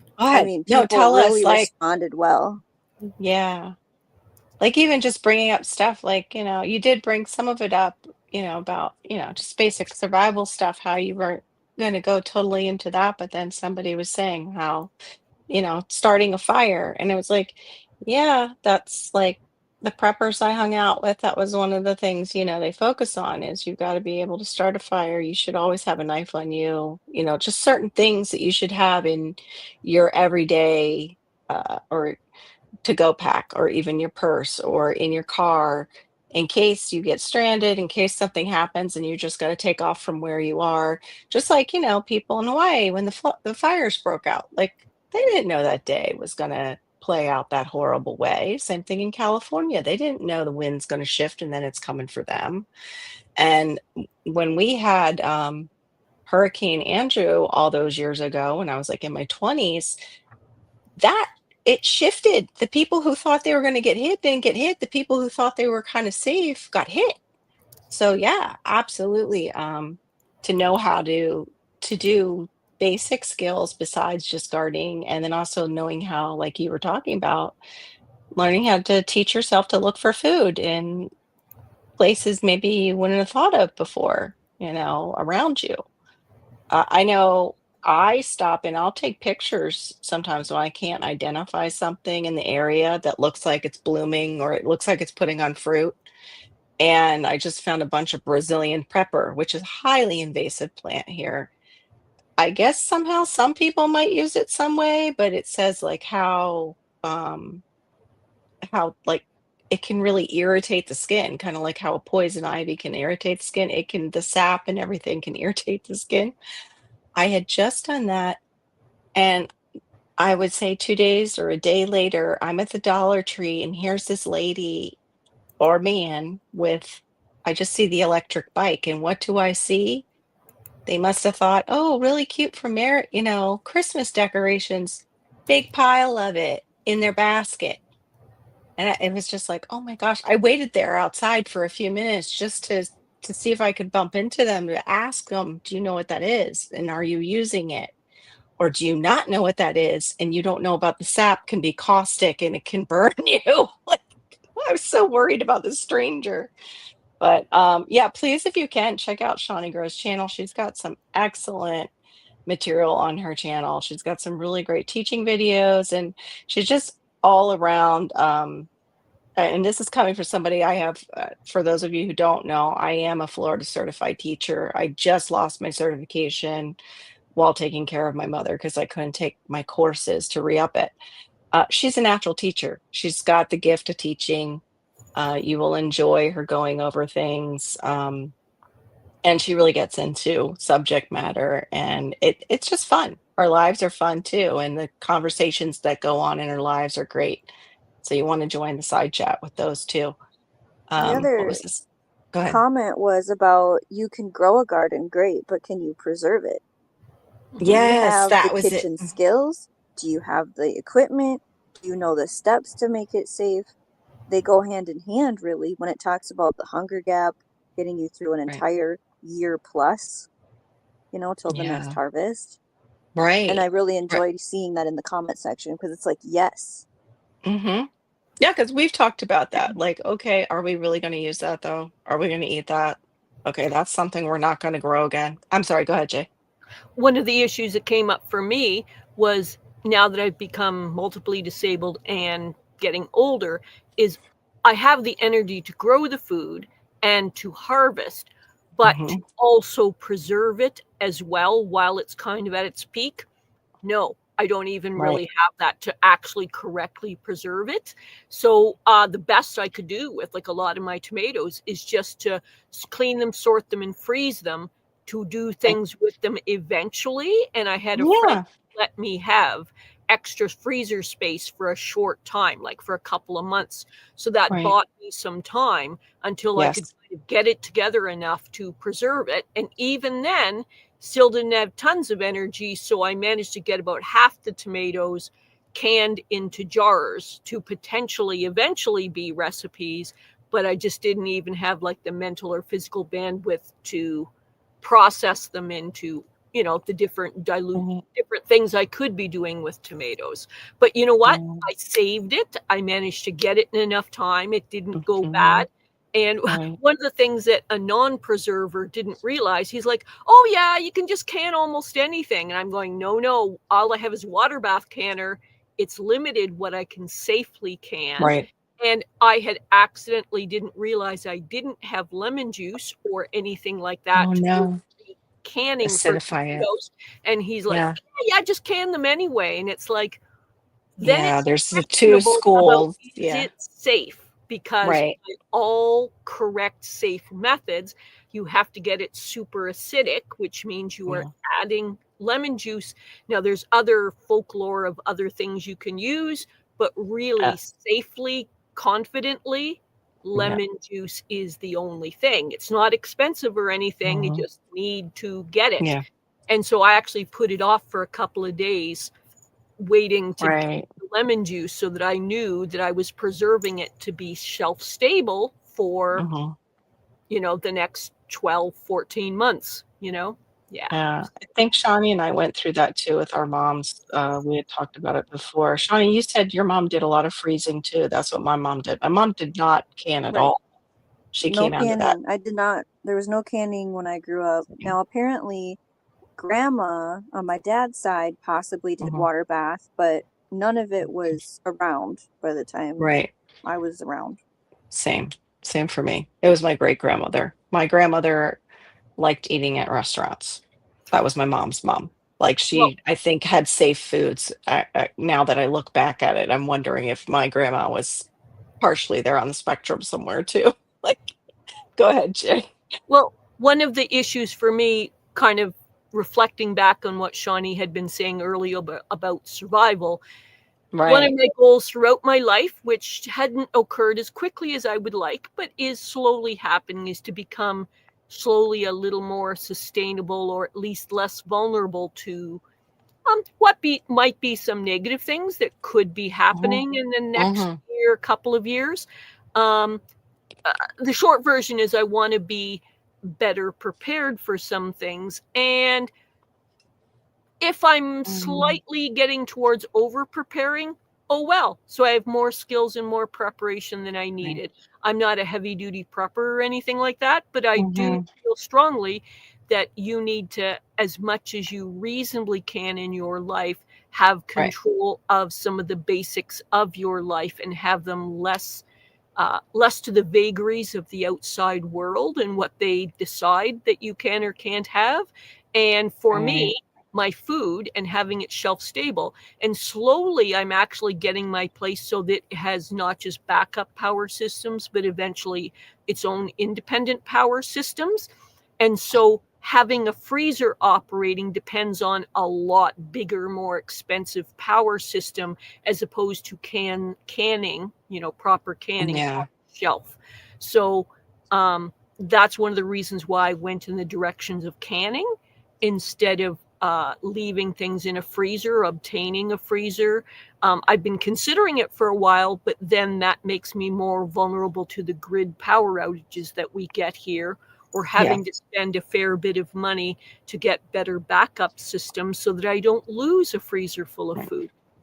Well, So, I do rotational pantry and I'm not necessarily canning everything right now. I will eventually get there. Like Maureen's at the point where she's got a larder and she's got a lot of it coming in and she's able to can it and get it done. And Shawnee and I are just like, how the like but it's her and Marissa, working together and getting it done. For Shawnee and I and our household and you, it's us. It's just going to be us. And yeah, maybe like, Shawnee will have the kids help her. I might get my husband to take out the garbage after I'm done. That's yeah, about it falls on us. And I yeah. get what you're saying too about I actually that is one of my worries. So I think I could do a live with you about that is how do you prepare and also with Shawnee's channel because she is doing the survival, but for those of us with disabilities, how Yeah. are you bringing in the harvest and then how are you storing it when you may not have the energy for it? What are maybe some ways we can, work around that? Like, Mhm. is there a way that we can rotate what we have, maybe not planting all those tomatoes that we want to plant if we don't have somewhere to put them? Or getting an extra freezer, like something to go over. Because I did do one a live a while ago, and it was about growing older with your garden. I'm trying to think how I put it into words then. And that's another thing. That's part of the fibro is I have it's called aphasia. Yep. I will not be able to pick out a word. Yep. And it's normal for a Yep. lot of people do that, but mine is pretty severe. Like, and it's really severe when I'm having a fibro day where it's just the fibro's doing its thing, and I'm like we were saying, like it feels like Yeah. there's a blanket over your head is a Yeah. great explanation for it. Feels like you're going through the day with a blanket over your head. Yeah. Um, I can't remember Shawnee was there for that live what I called it, but it was basically using the vertical planters, using the elevated beds, being able to adapt. It was adaptive gardening. Yes. Using the sitting down and being able to roll along on your little cart, which I still need to get. I want to get one of those. But then we need a second, like bringing in the harvest for that adaptive, storage, maybe. Yes. We could See, do a I live like haven't that. got all of those answers yet. I'm still sort of struggling through that process of Yeah, but you're great at how like to do it. putting in things too in the side chat. You don't have to be like, if this is too much here, Yep. you're Yep. great at adding things, pulling things out. Like you Yeah. just did like the definitions of, what's fibro. The other thing with fibro, Serena, if you look it up, there's been recent studies where they put our immune cells into mice and they started to display fibro behaviors. They started to have Yep. weaker grasps on things. So it might be coming up that they finally will recognize it. I don't know if they have yet as an autoimmune, as something that it very much involves our immune system reacting to things that we take in the environment. Go ahead. I'm sorry. So one of the things that has happened, and I got diagnosed approximately in the early 80s. And so there's been phases of what they felt like, Yes. what Right. category fibromyalgia fell Right. in, what was potential causes or related Hmm. conditions, what was potential treatments. And the thing is, and I'm oversimplifying by far because I'm Yeah. speaking over decades here now, Oh, but yeah, I yeah. call it every 10 years, they start realizing that something they used to think wasn't Right. the case, or something that they wondered about is getting more proven. But the short Yeah. version is fibromyalgia has not been getting the research money and Right. efforts and dollars that it should, considering how many Mhm. millions of people are deeply affected by it. And one Right. of the things that used to happen in my life, and I'm going to be a little more we'll say personal about this, Mhm. is that first of all, I was just not believed at all. I was malingering, I was lying, I just didn't Mhm. want to try hard. And the thing was, for me, I was a type A doer, high level thinker. I know that sounds like a bit of ego, but I really was. I was Mhm. such a high level thinker in school that they always kept assuming I was somehow cheating the system. And so they would Mhm. test me 2 or 3 times, or test me with like invigilators, which are like kind of like judgy teachers, right over your shoulder. So there was no way you were testing. And back in the 80s, Right. computers were tape drives and punch cards. So we didn't Right. even know how to Yeah. really cheat then. Like, yeah, Yeah. there was kids that technically could cheat, but Yeah. cheating wasn't really even a thing, except like That's a floppy disk or era. something. Yet you literally, there wasn't really any kind of plan or Yeah. way that you could. Not that I even knew. I was a Yeah. naive little kid. And All right. so I was treated suspiciously at how bright I was. So, Mm. and physically able back in my 20s and stuff like that. So that later in my late 20s and early 30s, getting Right. fibromyalgia was quite Yeah. a come down from that experience, that life, like all Right. theoretical abilities I might have had. Yes. I had to come to a new reality. But part of the problem was that the medical system, the doctors and stuff, treated you really, really badly Yeah. They because cut soul in huge your head was the first. Yeah. It was all well, psych. first of all, they would accuse you of being lazy and malingering, that you didn't want to get well. And Yeah. then That's fun. eventually later they evolved into thinking that you were mentally unwell. Right. And that was the main accusation, which I don't mean to say Yeah. that's a bad thing or anything, but I just Hmm. mean it was not true of my situation, but yet I was Right. being told it repeatedly. And they Yeah. wouldn't believe the actual main symptom, which was for me of physical pain, which Yeah. was The pain. constant, Yeah. constant. And Hmm. kept being told, no, this isn't happening. And it's like, what? Like, what Yeah. do you mean you're saying it's not happening? It actually is really happening. So they've gone through different phases of how they feel about Yes. it. But now the medical system for about a decade has believed that it's real, but Right. they're still working on labeling, diagnosing, and treatment that is not refined yet. Right. Right. They're Theoret- starting to find out new things that we even our ganglia, our cells in our brain are swelling. And they yes, never recognized that before, that we have more swelling than the average person without fibro. yes. And the And thing is, now they're medically finding true things that are yeah, medically proven that we couldn't possibly be exaggerating or creating. So they're kind of thank going, God. oh, I Oh, called you a malingering liar for 40 years. right. Oh, Yeah. well, now our tests have kind of finally caught up to us. And we're kind Right. of a little sorry for calling you a malingering liar for 40 years and not treating you. But Mm, we still don't really know what we're doing yet. And it's like, well, yeah. that's kind of a sorry, not sorry. Thank you. You Right. know? Yeah. I know. I thought of my great grandmother like that, what she saw through the medical system from like the 1800s to she lived into the early, very early 90s. So she saw quite a bit because she lived over 100 years old. She was like 103, I think, when she passed away. And all, from going to, oh, it's hysteria, like it's in your head for all women. You don't have problems. You don't have heart attacks. You don't have anything. To, oh, okay, you do have these things like men have. Oh, and fibromyalgia is like that. Like fibromyalgia is like what women have gone through with medicine. That's fibromyalgia. Fibromyalgia was like what you were saying. It went through all these different phases, and now it's to the place like, oh, it is kind of a medical diagnosis. Oh, it is something physical going on in your system.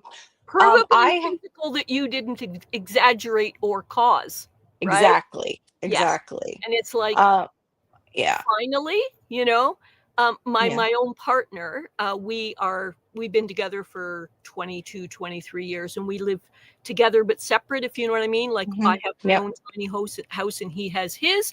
And because of fibromyalgia, you often get other conditions. Hmm. And Yeah. some of the other conditions that I get, I was complaining to him that the doctors really don't listen to me or assume I'm Hmm. exaggerating and stuff. And quite frankly, because I get a lot of medical things going on, I don't enjoy doctors or the systems all that much because of some of the things that have been said or done. But when necessary, and I can't self treat, I Right. will go for testing, go for treatment when I feel it's important to do so. And he Right. was like, they said what to you? Or they treated you Mhm. what way? And for the first number of years, he hadn't really experienced that because he is a male, right? Right. And Right. women are treated quite a lot different in the systems than males believe. So what he Hmm. started doing was, at some points, especially if it was serious, he would come with me to the appointment. And Right. if he was not in the room, he would hear the tone and attitude they would have with me, and he'd be like, Hmm. "What? Yeah. And This it's weird is because real? even sometimes the This is female real? doctors too. Yeah. They Yep. don't treat me like this." And so he Right. would stand in the room just to be a silent witness every time the medical people were present with me. And this is subjective, so I can't really say exactly what's going on, but I feel like the more professional care Hmm. improved by about 20-30% when he just If he simply was a sat witness. there and just Yeah. was. And he literally did not interfere, Uh-uh. interrupt, but just being a male presence in the room Yeah. meant that Right. my care increased, like in a more professional sense. And it's Yeah. like, he's like, I know this is true. This is why I come here. And I said, Right. it's disgusting. Just Right. disgusting. I'm a hysterical woman, except if you sit in the corner. Mm. Yeah. I was fortunate that my mother actually, there is some kind of genetic component to fibromyalgia too, is what they need to nail down. My Yes. mother had it. She had it later than I did, so I feel like I was maybe exposed to something that set mine off, fast or whatever. But she had a great doctor, and as soon as she left his practice, I took her spot because she left the area when they moved. And I went there and I was like, "Hey, this is my mom. I know he's getting ready to retire." I mean, and this was like 10 years ago. He was getting ready to retire, and he's always gone back and forth every year. But he very much believed that fibromyalgia like belonged, like he was a rheumatologist. And he's like, "No, there's definitely something here." He's like, "We can't nail it down yet." He's like, "But there's way too many people complaining of very similar symptoms. I very much don't believe it's in everybody's head that they have all these similar symptoms." And that was back then when they did like the tender tests and they checked your tender points and all that. Yeah. And that varies day to day too, what your nervous Yes. system is doing. Yes. So, but anyway, Serena, I have a red light. I don't use it that often. I did Okay. get one. Have I've you just used one? No, I just looked it up as she said that. I don't Mhm. know how to explain this. Um, when you're really, I am multiply disabled, and the chase after so many different treatments is Right. exhausting when you're already Yes. exhausted. And sometimes I just have to take a break from chasing after it because I've been Yeah. chasing after solutions for my disabilities for decades and decades. And it will Mhm. financially bankrupt you, it will exhaust you if you Yeah. keep chasing after everything. And like I say, over the decades, they keep changing what they think are the causes and the treatment. And I'm already an exhausted person. At one point, I kept a binder and it was about 4 inches thick with just things to try. Yeah. Okay. Very and relatable. Literally will bankrupt you in every category of a human being. Right. So I've actually go on breaks when I don't bother looking up for a while. And then every so often we'll look up to see what's been verified as proper treatments and stuff. Because you just can't keep up. You can't keep up with it all. So now that I've looked up the red light thing, I will look into it more. I haven't looked into anything regarding fibromyalgia recently. Yeah. I've had other physical things I've had to chase after. Been going on. Important. Yeah. Well, I had a few other things that were actually life-threatening that needed my time and attention. Yeah. So they're no longer. I'm okay now. But Good. They really needed my attention for a while. So I give what energy. So now that I'm kind of talking negatively about being disabled, multiply disabled, it's okay. I do want part to of life. My mindset, which is when I have extra, either of products or energy or intellect or energy, to always try to wrap around and give back when I can. So that my attitude is that to have less of a focus on what is so wrong with me, what is no longer right, what is, blah, blah, blah, what is terrible about my life. Instead, I say, okay, I will do what I need to take care of my own health in all the categories that a person should. But when I have spare, I feel that especially considering what may be the coming harder times, difficult times for people, is that I try to give back when I can, as I can, because there may be someone having a tougher time than me. And this thing that I give may be just that little bit to give that person the hope or the energy to hang on a little longer. Totally believe in that. Yeah. And I just believe that because I live in a place where things are fairly privileged for me compared to some parts of the world, that my tithing back, I guess you might say, is that when I have a societal responsibility, an individual responsibility to give back when and as I can. Yeah. Because if we're all just takers, the society will fall apart. If you're all pulling sticks, it'll just eventually, cave in. I love that. I love the giving back. Serena, I have an infrared light, but it doesn't wrap. That sounds really interesting that you have one that you can wrap around you. Mine is just one that I can kind of aim at myself, but I wish I would have gotten the one that was on a stand to try. I tried it though, and I wasn't seeing like a lot of results. So I'm not sure as far as because ours involves not necessarily like an arthritis. It involves our whole nervous system, the cells that make up our nervous system being inflamed, our brain, being inflamed. They're saying now, who knows? But it's not just it can be on top of arthritis, and I know that that's fantastic for arthritis. I've read about the infrared. I got myself one. I just don't know how it might be great, like if we pulled something as somebody who has fibromyalgia, we heal slower, a lot slower.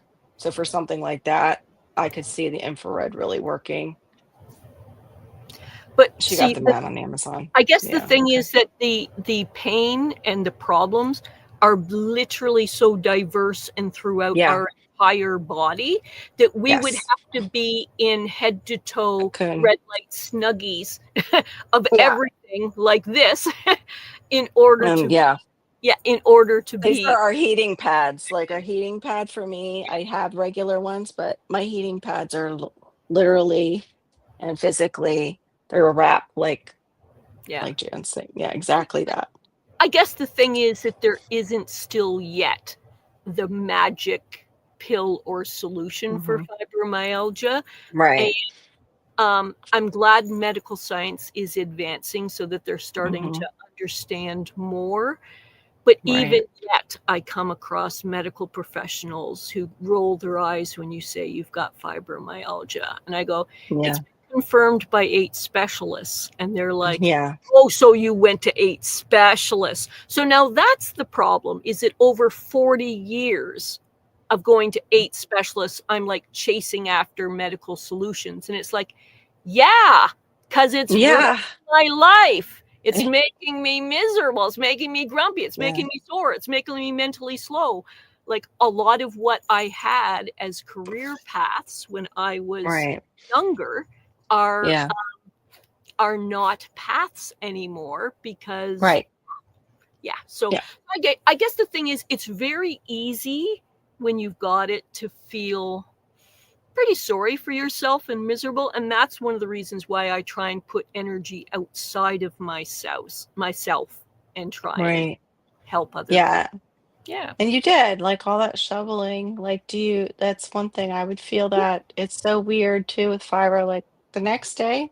No, it's the following day after that is usually when all of it hits, like, that I've done something physical, and then Yeah. I need 2 days following to kind of get my body back into, like, "Okay, you're not hurting as bad anymore, you can move around." It's just a very strange thing to live with, and it's a grieving. You grieve the Yep. person that you were and try to live in this body that it just feels like it won't cooperate with who you are. It just won't. So I guess the thing is, I went to different stages of acceptance, and one Yes. stage you have to come to is that life and that person that you used to be isn't going to be. You have to No, grieve who you used to be and what your exactly. image was of your future self, Yeah. because ain't happening. Ain't happening. Yeah. Medical Right. science and treatments and that have not caught up enough where that's a realistic path. So you Right. have to, like you say, grieve and kind of say, guess what? Mhm. My identity, what I used to have and was, what I was thinking Right. I was going to be. Mm, mm, mm, mm. Yeah. And a lot of people in my fibromyalgia support groups got very stuck at that stage of poor Yes. me. This isn't right. Yes. This isn't fair. Okay. Right. Right. And the thing was, they're not factually incorrect. It isn't No. right and it isn't fair. But if you Right. get stuck there, You really bury stuck there, yourself. Yeah, you who bury and what yourself. are you? Okay. Yeah. Because Yeah. you've put yourself in a stage where you are only losses of what Yeah. I used to have or what I thought I was going to be, and you haven't filled yourself back up with, okay, what is it I actually have now? What can I possibly do? What can I do for myself? How can I improve my life? What can I do for people outside my life? Oh, sure, make a list of 10 things that you lost or can't do anymore and stuff. Sure, fine. But getting too stuck on that, what does that do for you? What does that do for you? So I would start to make lists of, okay, what is it that I can enjoy today? How can I now contribute to something? And there was days when it's a little hard to explain, but that central nervous system ends up in so Mhm. much pain that you can't really enjoy much of anything because you're Yeah. like wide open of just feeling everything Mhm. way too much. So what I Yeah. used to do is try to go to a very nice, very quiet place where there was Right. not too much noise or anything, and Mhm. appreciate what was there in the Yeah. moment rather than being near like sirens and dogs barking and Mhm. people screaming and things going on. My nervous That's system where like jangling, going, oh no, yeah. I can't I take this. think that's where fibro and, the autism spectrum actually cross over is it's sensory overload. We get, like, a type of sensory overload, and I have that same thing. I get those to where I have to actually go in my room, lights off, quiet, plug my ears, just nothing for a little bit if it's been one of those days where, my nervous system is just all raw by the time, like, my husband gets home. I mean, and I will actually start just shutting down right in front of him, and he just and like you said, like some people will look at you like, well, what's wrong, wrong with you? He still hasn't grasped what I have. Like he still has no clue what Yes. this is.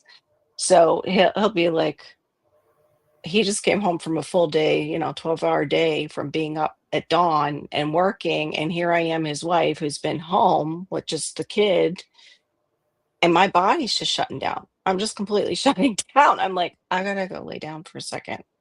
I'll be okay in a little bit, but I just need to shut all that going on. I gotta go, or I need to go just nap for 10 minutes. Well, So yeah, my go solution ahead. for me and my partner when we met 22, 23 years ago is, unless it's talked into otherwise, we are living separate. Like I will have Right. my own separate space. So in my space, there's almost never music or TV or anything like that Oh, playing. okay. It is a quiet, quiet place with minimal visitors or anything like that. I'll Right. meet with people when I'm doing well outside my home or on Right. the internet Exactly. for a limited time, right? Right. But Yes. my home is like a little cocoon of quietness and no aggravation. I And love that. his home is a little more active and busy, which is wonderful for him. But one of the reasons we live separately is we each have our own separate lifestyles. Right. Yeah. Hey, Glenn, I was thinking of you today and glad to see you pop in. I hope you're well. Merry early Christmas. So, Um, yeah, what Brenda said, I get that too, Brenda. Where my body is just like, the hell you are. That's what started happening. If you watch my video, that started happening while I was cutting down the darn tree. Like ooh, my body started, it it wasn't so much my body, it was actually my mind, and I started getting that klutziness. And you see it because, yeah, I've got a branch that almost hits me, but I just off camera, you're not seeing me. I'm tripping over things and, having a hard time off camera. But yeah, we're still going. That's how it is on this channel, Crave Exotics. It's a community catch up. So we're all catching up with each other. And also, we got on a topic that Jay and I both have in common, and it's and fibromyalgia. also Brenda, yeah, fibromyalgia. Um, so it's like all over the place. I was just wondering, I'm like, what do I name this live? Like, but I think community catch up because, like you said, for us and for other people too who have any kind of disability or just even a busy, busy life, they don't. It's very hard to schedule in grown-up social time. Like there used to be play dates for the kids, but it's really hard to find like a grown up social time. Let's just get together and, chit chat about our interests, but also get to know each other. Mhm. Um, Well, uh, exactly. Like I had this situation happen to me tonight after 5 o'clock, and I pulled Mark into my room. I said, "Look, I'm not panicking, but I'm a little like we need to brainstorm something right now, because this is my ability to socialize with people that get me yes. has been taken away Mhm. possibly for the entire Mm. weekend, and I really need this, and so I'm glad that this solution is working." And then the Yeah. whole we never know if something's gonna happen. I watched a video today. They pulled out 90 pounds of tomatoes out of the freezer to thaw and turn into Mhm. sauce because they have meat coming. Well, Right. a bobcat got into their chickens in the middle of all of this, and then a kid had to go to the emergency room. Oh, Oh, So they um, just, set it aside and did it the no. next oh day. no. Yeah. Oh, but you have a That limited is time if life. you're thawing that. Oh no. Yeah. Oh my gosh. Yeah, it does. It's like it feels like things just come at us. Oh wow, Glenn, you got a new job. Oh, they're in a bad place as in the area? Well, stay safe, dude. Please.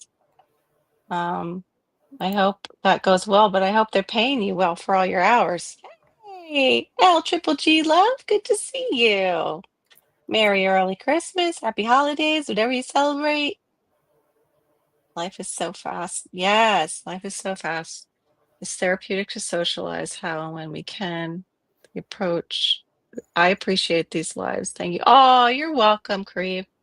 Well, my like I just didn't feel I felt like the rush of the holidays, I didn't want to go into a specific subject.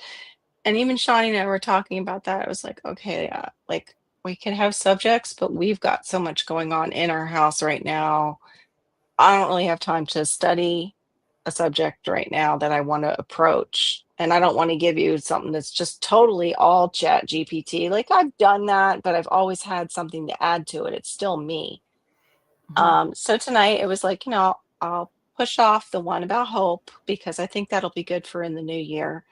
Um, or right before, we'll see how things work out. But yeah, life is just so fast. And two, we're like at a time in time where we've got so much coming at us that we've never had coming at us before as far as information technology. And then so many changes and finding out like everybody feels, I think, a sense of disillusionment. Where is everything going? How am I going to be when it gets there? What is it going to look like? How is my family going to survive it? How am I going to survive it? Like there's so many heavy questions that we need like something on hope, but we also need these times where we can just chat. Like it doesn't need to go political because I know that I don't want any of that extra stuff, but a time where we just talk as people because we all want to be happy. We all want safety. We all want medical system that actually works and doesn't look at you like you're a nut job and costs $1 billion. Like there's certain things in humanity that we all desire. We all have fears. We all wonder, am I planned out? Do I have enough plans for like if you have children, like if you're going to leave children behind, do you have that figured out? Like there's these heavy things that come on without all the information coming at us, Yes. without all, this all the time. Yes, the uncertainty, exactly. There's so much uncertainty and everybody's living with it. Everybody is. And I think that's something to recognize when we've got people on like it's not even just two different sides. There's also always the ones that are like, let's just burn it all down. And whatever will be because their lives already are like shit. So they sorry, their lives are already like thinking Not it can't great. get any worse. Let's just start over Oh, completely. it Like, can. Oh, it can yeah, get a lot worse. yes, it can. Don't Exactly. It don't always can. don't go down those paths. I Exactly. noticed that, How to Garden, yeah, that one saying bad places if having groundskeeper in years, maintenance doesn't have a manager, and management. Oh, So I just want to make a quick comment about that that may or may not apply to that situation. Okay, I'm right. a bit of a do-gooder rescuer kind of person. That's kind of like my automatic kind of default is that I have, you might say, a sensitivity that when I see people in trouble, it almost hurts me, like to see someone struggling or having a hard time. Me But the too. difficulty of that is that sometimes people, but also we're talking in this situation about businesses in a tough situation will sometimes have those bad circumstances you're talking about for years because they are not a good company or not a good situation. So Right. you have to be very careful that you are Yes. not used or abused in those situations because Right. if it's showing years of neglect within there as a person who likes to go in to fix things up and rescue, Mm, often those kinds of organizations are waiting for someone like you, and you have to be very careful that you're not mm, overused or put in a dangerous situation right. or that you're getting your pays in a regular way and stuff Yeah. This because sounds like a buyout almost, though. Like they got bought up because yeah, he's saying they're all new people. Yeah. So hopefully yeah, is it but a change of ownership, Glenn, that you're under? But yeah, I totally agree with you. the Like thing is, I'm off, saying do help, do that, but just be careful that you're taking care of your own self as right. you help them move on to a better situation because, Yeah. I've been there to kind of rescue small businesses that aren't doing well, and some of them it's for very good reasons that they're not doing well. So you make sure that you are taken care of as you help them, you know? Right. Yeah, exactly. Yeah, that might just be one of those places where it uses people. I agree. It's But the way happened. he was, yes. It Yeah. sounds like though that they finally have a team, which is good, and it makes it sound like they either got all new management and wiped out whoever was managing the place, Yeah. or it got new ownership. Yeah, Glenn, I know you can do it, dude. I know. Oh yeah. He's another How to Garden is a Floridian, Yep. and he's a native. They're determined. Yeah. So the key thing for me was I don't know Glenn, so I don't know. Some people aren't prepared to be a little bit on the suspicious side, and Yeah. and to kind of make sure that they're taken care of as they help out. So I'm glad Yeah. he's the type that is terrific. Yeah. Yeah, he is. He is. And he's also just laid back. Like he knows that like if something happens, he's been through it and he can, get through it again. Good. But I'm glad it's working out the Glen. Oh, they did. Oh, okay. There was a chance of okay. A big company about 3 years ago. Oh, so maybe they're looking for that. That's why they rehired and there's all new people. Do you think they're trying to fix it up to sell before our bubble goes? Because Mm. right now they're talking about how the housing prices are coming down. Um, In and Canada, yeah, those yeah, prices went sky high and are yeah, now starting to self-correct in some of the most expensive cities, and it's starting to ripple down. Not severely yet, but it's starting to happen. Yeah. that's wonderful for you, Glenn. I'm glad they're paying you well to do Good, it. good, That's good. good. Great. So maybe they brought in some new investors or something and got rid of old management, I hope. But yeah, Jay is absolutely right. When you see situations like that, it's not always the workers that they complain about. It's sometimes the company itself is Yes. not very I good bet at being. Hmm. yes. I actually run into that a number of times, because, Hmm. um, yeah, my personality, Yeah. yes. Yeah. Oh, Yeah. yeah. I have that fix it type of personality where I see something and I think I can fix it. I'm going to fix it. Yeah. That's from, I have a father who grew up in the depression and we always had he fixed everything, like he knew how to fix everything that we had. That's Yes. one thing I was seeing somebody say that like, oh well, back in the 80s they could afford this and that and all, just one income, and it's like, hold up, back in the 80s we didn't have a cell phone you had to replace all the time. We lived off of maybe rabbit ears for entertainment that were up in our attic. We didn't like pay the cable bill if we didn't have to, and most of our, a parent or someone in the family could fix most of the stuff in the Yes. house. You didn't have to call out and get everything fixed. Like it was just a totally different time to compare it to now because there's just so much they've like over. I remember my dad saying this, and it is so true about today. He's like, oh, they added more buttons to it. It's more to fix. It's going to be more complicated. That's not good. More ways to break. Yes. And more And difficulty in trying to fix it, even obtaining the yes. part, finding a person who's got the expertise to fix it. I remember because I was born in the 60s. In the 1980s was about the edge of the time when you could still repair things reasonably. You could Yeah. actually go out to stores and buy parts and be able to fix them. Right. And then after that, they started overcomplicating things to such an extent. I couldn't believe it. For example, the first when computers and stuff became a thing that you could no longer upgrade and fix yourself, when they Mhm. became a thing that was disposable every few years, and I'm like, what? You put that much money out and it's something you look at as a throwaway? Really? Yeah. And so Yeah. I'm of the generation, just so people Yeah. can realize how old a person you're talking about. When computers were out, when I was of the age for working with computers, it was punch cards. Yeah. Punch cards that we created ourselves. Yeah. You Yeah. made punch cards. And oh, the technology when we went to cassette tapes.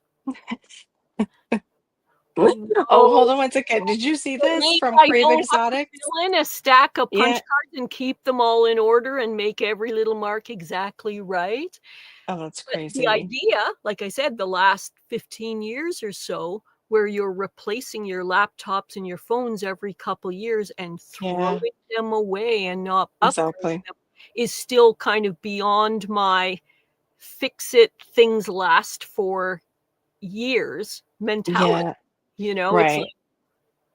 you really Yeah. did that? You Yeah. replaced your phone before it's broken. Right. Did you see Kareem Exotics? I put it up. He says, Carol, I want to give you some stuff.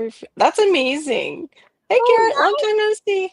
Yeah, thank Fantastic. you. I'm Wow. gonna say, like, hopefully after the holidays, like I can meet up and come out. Yeah, or I don't know. Yeah, like my email's on my about page, so get in touch, and that's incredible. Or if Wow. your email is there, wow, I'm so touched. Plus just the advice on the purple mangosteen. Thank you. Oh, this Yes. is what I wanted to see too from Glenn. No, they're trying to save what was a great community that was neglected by the old owner. Okay, so I did get it right. Okay, I can't Oh, fix everything, but I can make a difference. You can, that definitely. And I love that attitude. That's the attitude to have. yes. That's right. Trying Yes. to bring permaculture to the property, not sure how to do that in a corporate America. Yeah. Well, your friend, Pete Canaris might have some ideas. Mhm. But I think you could figure it out off of his ideas, Glenn. What's up, Garrett? Long time no see, man. Hope you're doing well. Gee, I don't have Gear in here to talk to you about your music. Garrett's a musician and he also follows a lot of different music. He'll come in and tell me what's going on with music, and I'm like, I don't know, because I'm like Hi, you. Garrett. Yeah. Ryan was Shawnee's just live earlier. Did you see? Sorry, what did you say? I said, hi, Garrett. Ryan was live earlier. Did you see? I can't type in the chat, so I have to verbally say it. Yep, it's Yes, okay. please. This is Shawnee down here, even though she's not showing her face. She is on a cell phone. For those of you who know Shawnee Grows, she's having some issues with her laptop. So please go over and join her membership so she can get her own, so it doesn't belong to the company anymore. I had ran into Ooh. somebody that says that they've been subscribed and watched my channel for I don't know how long now. And Mm-hmm. they said, you're kind of just a podcast, aren't you? And I said, oh, okay, well, that makes me feel like I should say more often how I garden away from home. And if you want to see my garden, there's a Yeah, playlist of garden tours because I am kind of technically, I guess, a talking you head do for a both. lot of my channel. And then You- they did ask if I was a horticulture student or a master gardener, and I said, no, I don't have any formal education. I just like to talk about gardening. right. And it just was Yeah. eye-opening to get a perspective. Yeah, a different perspective of what that person thought of you. Yeah. I met a lady today at Walmart, and I don't know if you were here earlier. I might have told you actually in Messenger on one of my messages. But I met a lady today and she was reaching across from me for the radishes, the organic radishes, and she was like, "Ooh, yeah, no, I'm gonna leave them there." And I look at her, I go, they're one of the easiest things to grow for new gardeners. Have you ever grown them? She's like, no. And I'm like, yeah, it's like a 30 days and you've got your own radishes. She was like, really? I'm like, yeah. I'm like, it's a little bit more to that, but you have a good light source, you have good soil, you take care of it, and you've got radishes.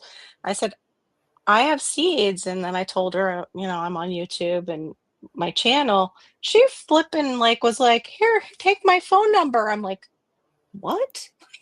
Exchange numbers with me. And I was like, okay.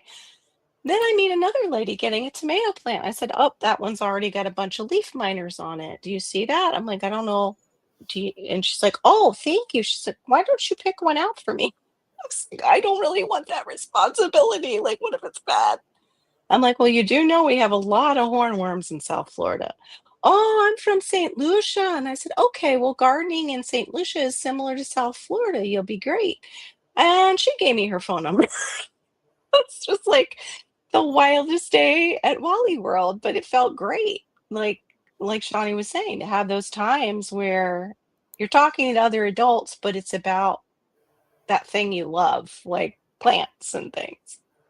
Well, actually, this week when I Yeah. went out to do regular errands, I chose to wear some of my wild Christmassy onesies, which of Yeah. course my partner had a little hesitation about, considering we're in our 60s and 70s. And I said, hey, why not do something that's a little bit childish and fun to kind of just be a little bit silly? And those who can't handle it, just avert your eyes, just look in another direction, and those Yes. who are into it can be into it. But you never know, it might cheer somebody up, right?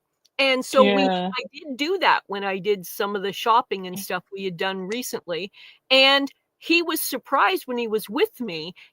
We had so many people, not tons, but about one every 5 minutes of people stopping and talking to us and going, I love that. You've brightened my day. It really makes me feel good, and that kind of thing. And he's kind of side-eyeing me, and then he gives me, the guy nod, the little guy nod of, yeah, okay, I get it now. I'm not going to say a lot about it, but yeah, okay, I get it now. And the thing is, I said, that's the thing about some of these silly outfits is you don't know who needs that lift. And some of them will talk to you. Some of them will just go on and live their life and go, hey, that was kind of cute. I wish I had the nerve to wear a silly Santa outfit in Canadian Tire or whatever store you're in, Walmart, whatever store. And I reported back to him from someone. I said, yeah, 10 people walked up to me and said, it cheered them up or made their day or something like that. And one woman stopped and talked to us for quite some time because she was really affected by it. And she was telling us about some of the struggles she is having in life, but also was saying how much this kind of gave her kind of a little lift or hope or optimism despite those struggles. And she's going to consider doing a similar thing as sort of her own coping mechanism to deal with those real world stress, Yeah. Yeah. Hey, welcome in, Cece, and welcome in, Andrews, Northwest Coins. Cece's Texas Garden just popped into while you're chatting. Yeah, you just don't, that's the thing. You don't know where that person's at. Like even with my son has this thing he does every time we go to Wally World. I mean, he does it everywhere. He becomes that place, the greeter of the place, but he doesn't recognize that he said hello to you already once. It doesn't matter in his economy. So you will get multiple hellos. If he sees you pass him again in another aisle, you'll get another hi. And he was doing that. We were up, ready to check out. And I said, sometimes I get embarrassed, but that might be the only hello that person gets for the day. I said, because people don't talk to each other anymore. And she goes, you know what, you're right. And I'm thinking to myself, I know I'm right, because visiting the nursing home, those people, I like, and I've said it before, I've shared it about this guy, Donald. I got down on my knees to talk to him because he couldn't lift his head. He was in a wheelchair and they wheeled him in to visit with us. And I got down and I started talking to him, and we would pray with them too, because this was a church group. I'm like, you have anything you want, me to pray with you for? He's like, I just like that you said hi. You're the first person that said hello to me since I've come into this place. I said, what? He goes, yeah. He goes, they came in, changed my bedding in my room. Not once did they talk to me. I was just heartbroken. And then it's like you realize that, though, that now because of technology, yes, we can connect with people as fast as lightning, but we're so disconnected compared to like when Jay and I grew up. Like you go out till the lights, are off. The street lights come on. I mean, go out till the street lights come on. You can go out and play. I couldn't necessarily all the time because I was the youngest in the family. So they always were like a little bit more hawkish with me. But still, I was outside a lot, and you can't do that ever since we had a, no, and I don't know, it reached everywhere because he had a show, but Adam Walsh, ever since little Adam Walsh, and people learned about what can happen to children, like horrible things that can happen to children when they're not watched.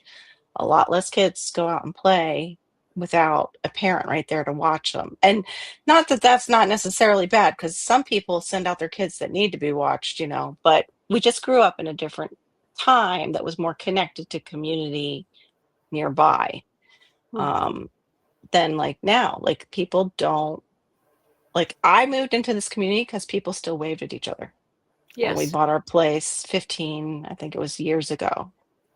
But yeah, Shawnee's behind the screen. She's being so quiet tonight. I know. Cece, hey, Andrew, hey. I'm on a phone because I don't have a computer at this moment, and I can't type in the chat while being up on the phone like this. And we're just kind of testing to see how long my phone handles this job. Well, if you feel like you want to put your picture back on, it was fine, but Oh that's no, we're not putting that back on. okay. Oh, you're so cute though. Oh my goodness. You remind me of like when I used to think I was fat, like in my 30s and stuff. I look back at those pictures and I'm like, girl, See, now. that's one of the gifts of turning into my 50s and 60s is that society's ideas of what a woman of my age should look like or should wear or should be. I do not care. Do not care. Going out in onesies, going out and looking silly, going out and being Christmas kitty. And I'm doing good and Mm, I'm trying to cheer people up and I'm doing practical things. And some people are a little uncomfortable with how childish some of that stuff looks and that. Avert your eyes and move on with your life because I'm going to go out and cheer up 10 people today, 20 people right. today, I love this. you know, I Yeah. Creep, I totally agree with you. And even though we have like asthma in the family and we have pre-existing conditions, and I will wear a mask if I feel like wearing one, whatever, whichever side you were on.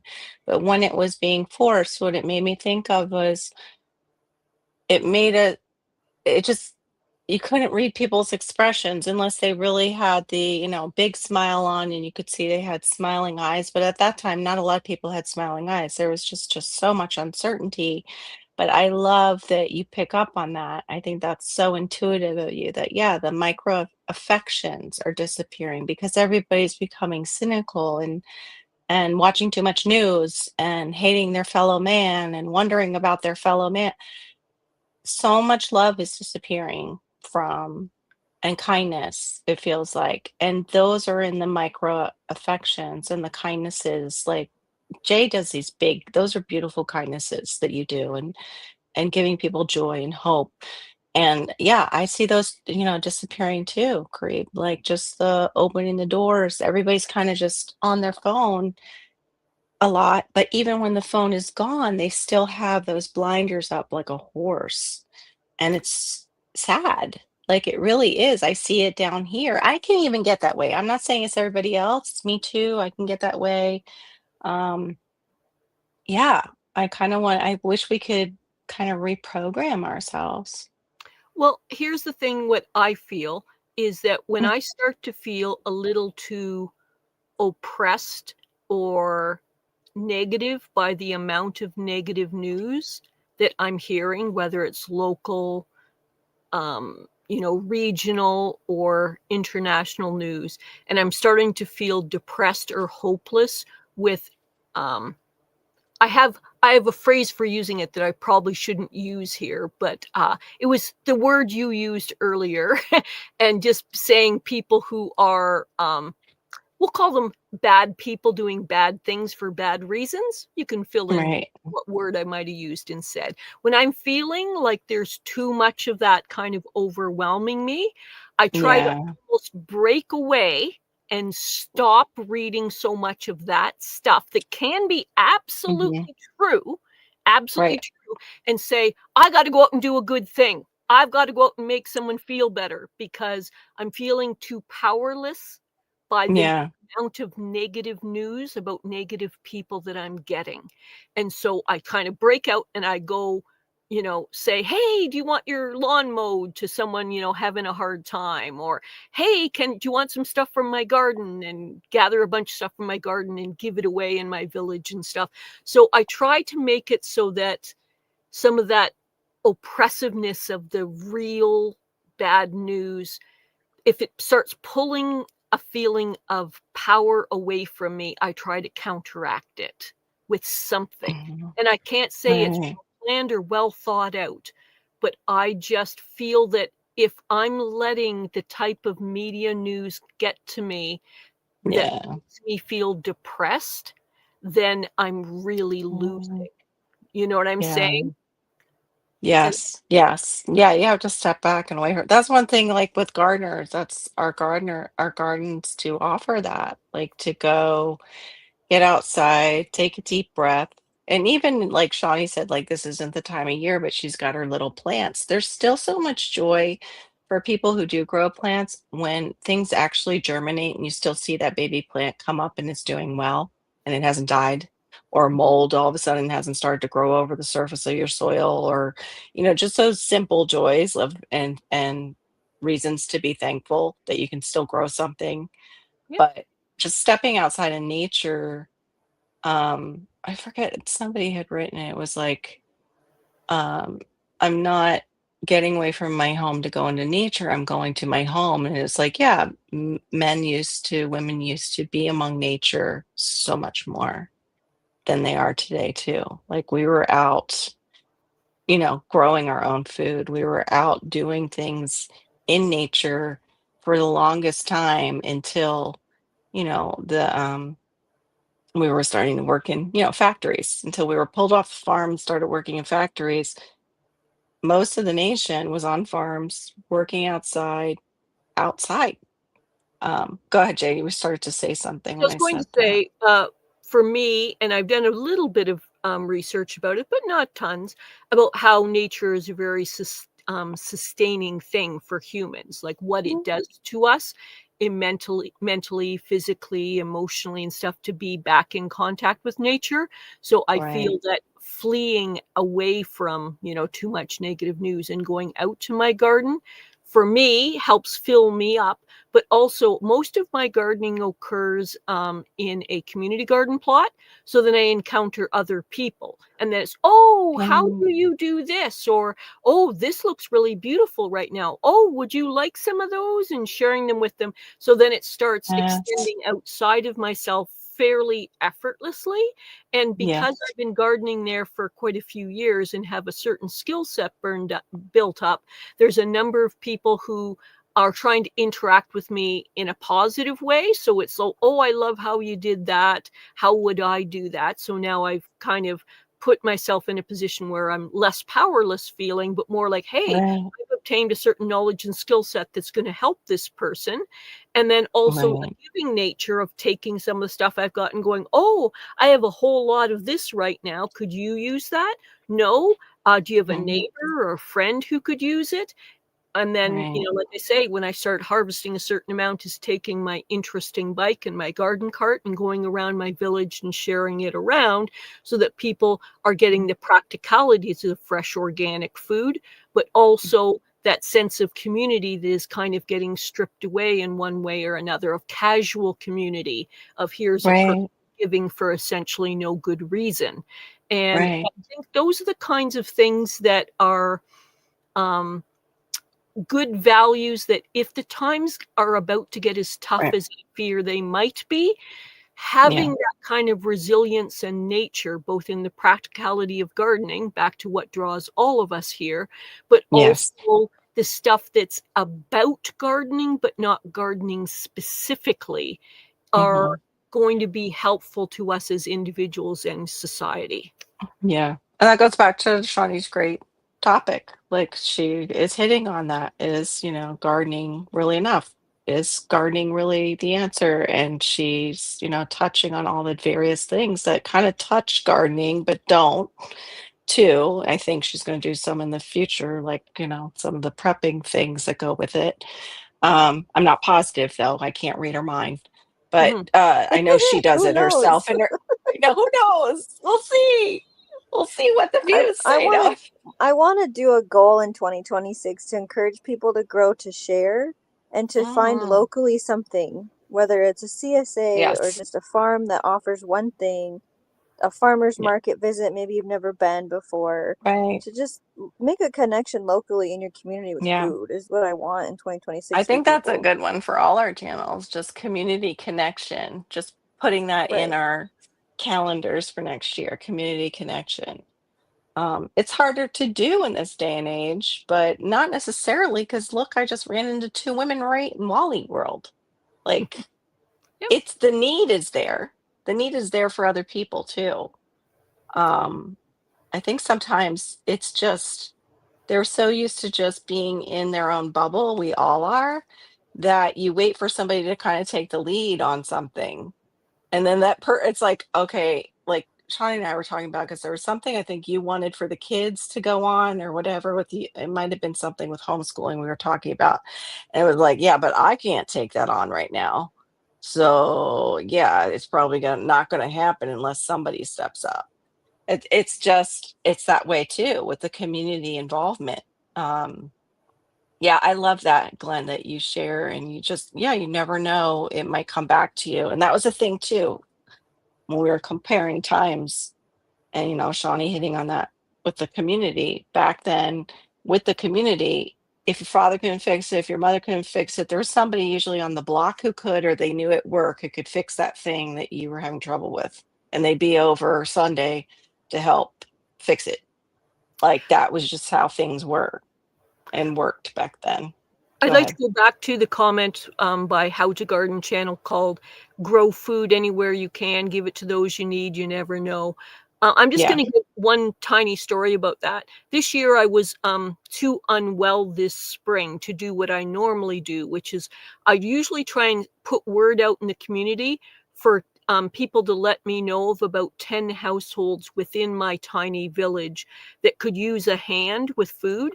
And I do it in a really informal way. So you don't have to prove to me you're of a certain poverty level or how life is going or anything. It's just that if someone tells me you might want help and you let me know that, yes, it's acceptable, I show up when I have spare vegetables on my funny bike with my funny trailer, and I call it Curb Mart.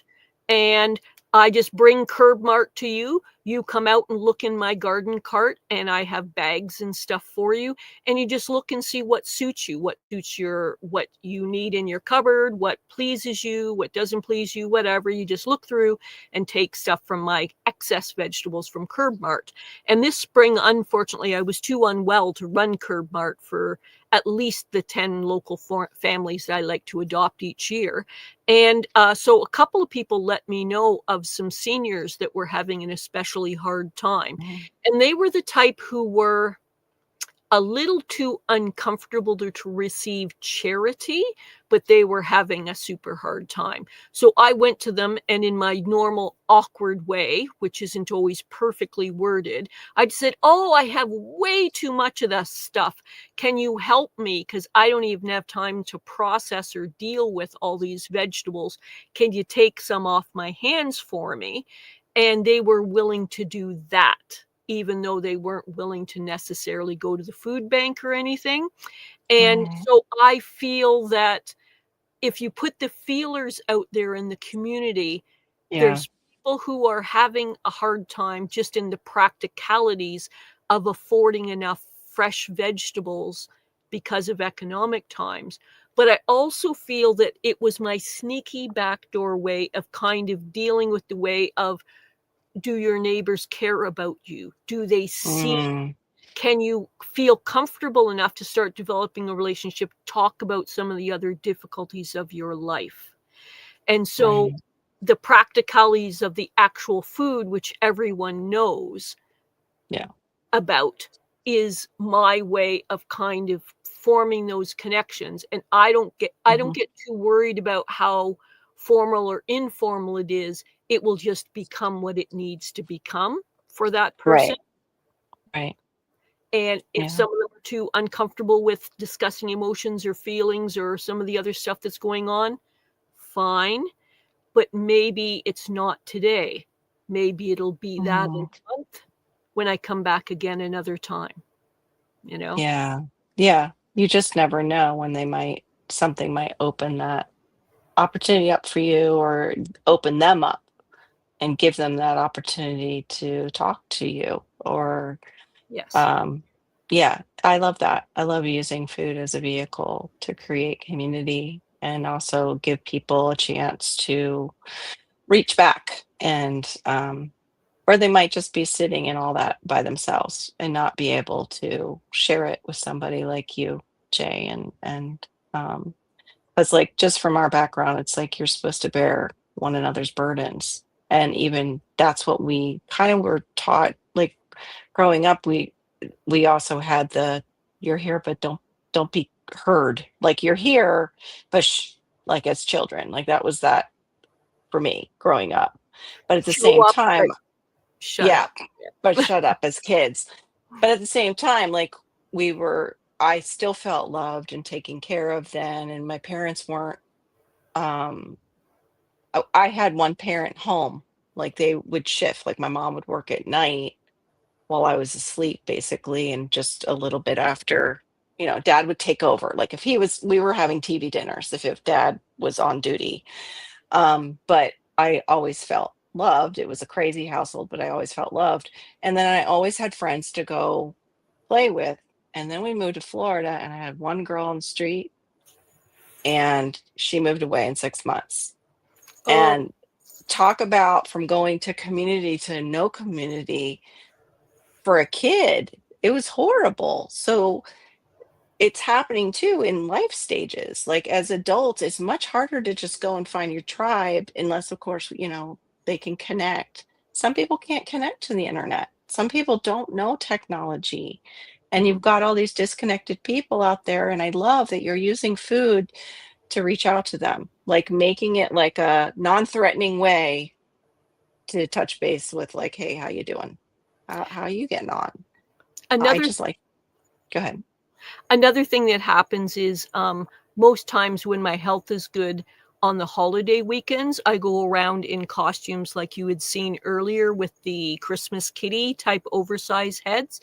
I go out Mhm. in my village on the holiday weekends and just gives out little snacks and treats and toys to people. It's just a kind of a casual way of having people sort of seen in the community, just a little Right. unexpected kind of bonus, but it's been years of it, so people are getting used to it. But a very interesting thing happened that I didn't foresee. Okay, so here I'm out. I'm basically kind of the village clown, you might say, in a good formal way, giving snacks and treats out. Ha ha, isn't this funny? Here's a nice little candy for interacting. See you later. Okay, fabulous. And I interact with 50, 100 people or whatever when I'm out doing that. But the thing I didn't consider was that when I go out, each time I go out, if I go out for more than a few hours, the odds are with those 50 to 100 people, I always encounter 1 to 2, usually seniors, who are having a super tough time in life. And Mhm. they meet me being the silly clown in whatever I'm wearing. But they say, hey, do you have a few minutes? I'd like to talk to you. And they pull me into more, a slightly more private area, like an area that's a side garden or something like that. So they're not quite so likely to be overheard by everybody in the neighborhood.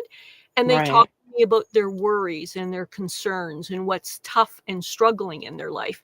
And you have to Mhm. understand, I'm showing up as kind of like a second rate cartoon, basically. But yet these people are feeling so burdened with some of the things that are struggles in their lives that they need someone to talk to. And I always give that time to them because they're having Mhm. such a difficult time.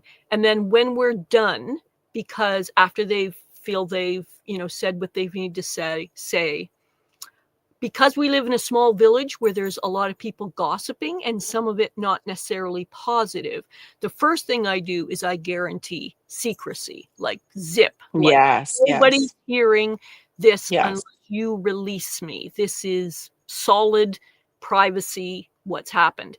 But please, here's how you can reach me, because I'm a more of a doer than a listener. So please consider contacting Mhm. me, because I'd like to try and contact nonprofits, charities, government agencies, whatever, to actually help you fix some of these issues, to actually measurably make your life practically better if possible. I can guarantee nothing, but I can tell you that if you give me the power, I'd like to try calling 10, 12, 13 charities, nonprofits, whatever, to try to see if we can make your life a little better in a category or two. And Oh, so far, nice. nobody has taken me up on that. Okay. Yeah. the purging, the desire to just have another person hear it was all that they wanted at that stage. Exactly. But I Right. do feel that if you take the time to notice, there's a lot of people out there who need that. Yes, I agree.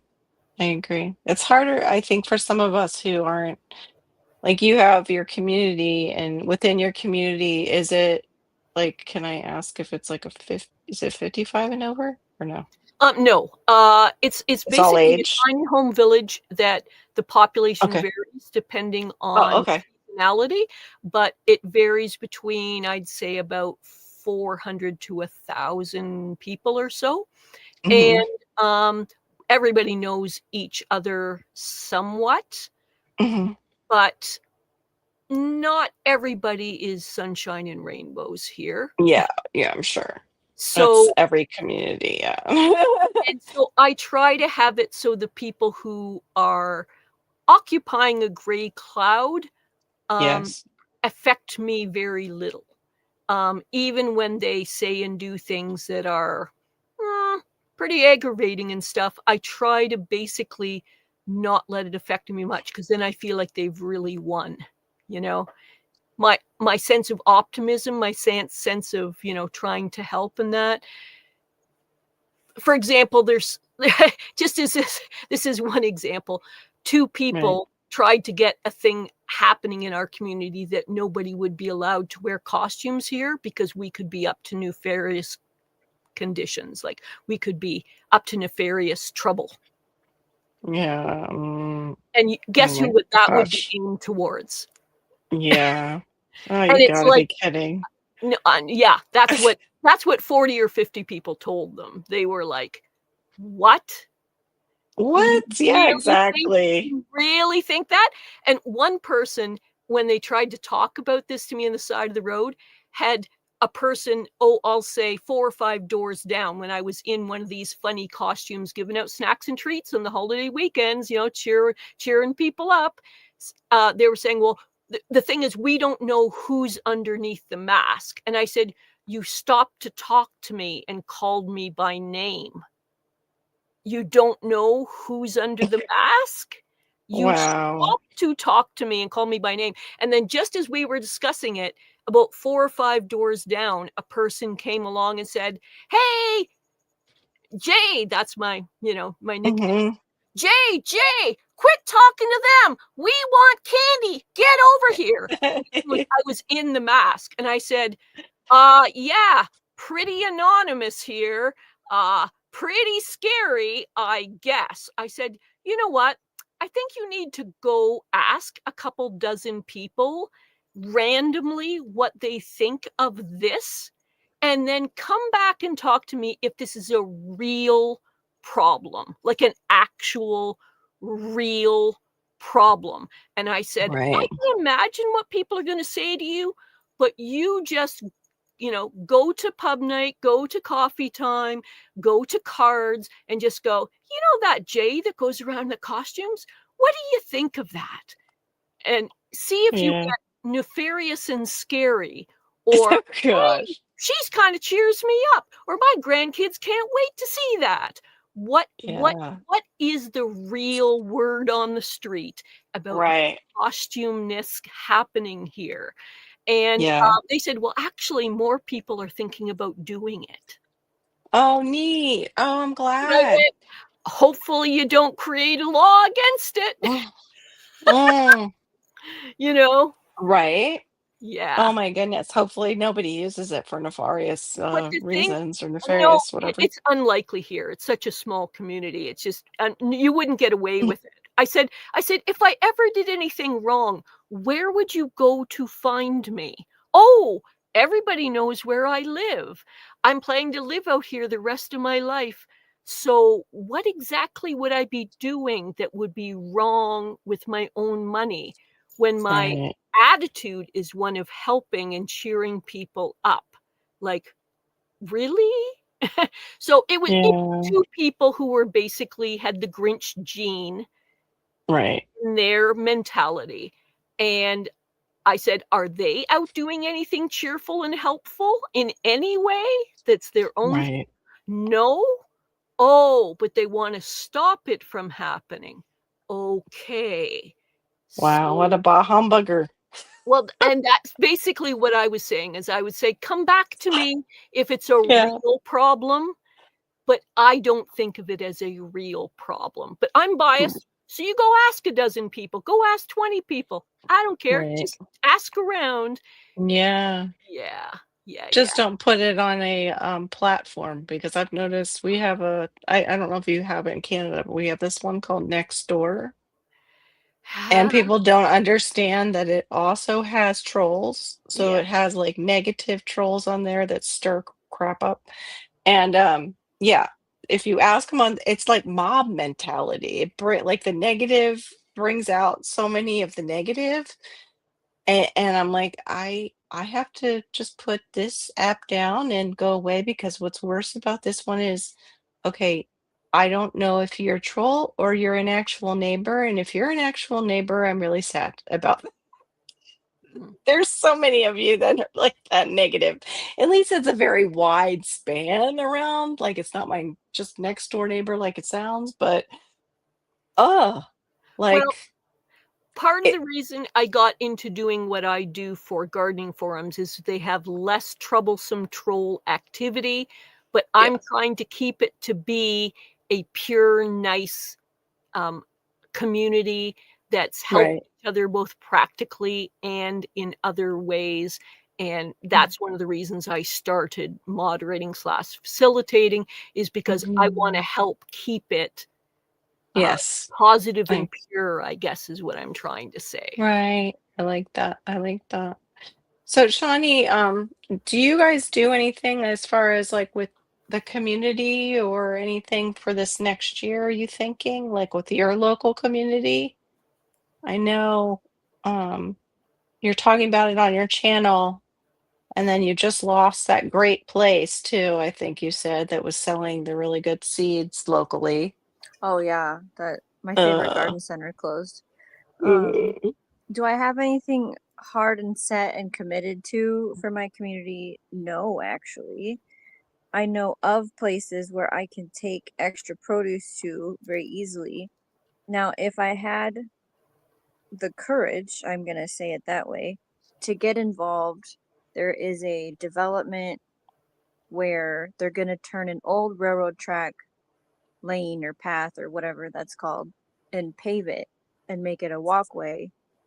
And then there's a green area, and they're trying to vote on three options on what to put there as far as, do we want playground equipment? Do we want just a pavilion for picnics? Do we want a business to have this spot? What Wow. I want to do is let's build a food forest, people, Yes. for the Oh, community. yeah, I like that idea. Good But night, Brenda. Good night, everybody who's going to bed. Merry Christmas to you guys too. I just it's all the time. Go ahead, keep talking. You're fine. there's a lot of coordination that needs to happen, and I think I Yes. understand step 1, step 2, step 3, how to propose it to the city council, how to get somebody in here to say this is what we do for a living. Like there's plenty of interviews I've listened to of that's what they do. Their job is to go to a town, to work with the city, to get volunteers, to get master gardeners, to get people to get the forest set up for the first couple years, and then they walk away. Mhm. Do I Right. want to be the one to spearhead that? I like ideas. I love spitballing ideas. I'm not a go out there and be the Either. face Hmm. person. Yes. Yeah. So my honest answer is I think just trying to find people who want my extra produce is where I can start, because Right. I had a great year last year where I actually figured out how to grow on the land that I'm growing on. The year before that was a total crapshoot. Um, I know that I want to Mm, keep taking my children to places locally to get foods. Like, honestly, I should be buying my eggs locally, and I'm not. mm, And I would like to yeah. make the change, which it's going to be a little uncomfortable because it's different than my normal routine. Right. Um, just make like they always ask every year, when are we going to the strawberry farm? When are we going to the sweet corn farm? Apple Oh. orchard. Those are all things they know that come up. So what else can we do? Well, we could buy our bread Mm, locally. I'm also failing in that department, yeah. You're not just to failing. support You're, people. yeah. Well, I It's chose just to, like yeah. Go ahead. It's just always it's always something more that we can do, but we also like we're talking about just even to tomatoes. We always also have things coming at us as parents too that we have to navigate. And you've got three young ones, and that's a busy life. You can't, don't be too hard on yourself. But yeah, I know Okay. you'll do it. I know eventually you'll be like, I've got this going and that going, and we get our eggs from here, and we found this place, and Yeah. I know eventually you'll work it out, Hmm. you know. I don't get my eggs locally. I locally it would be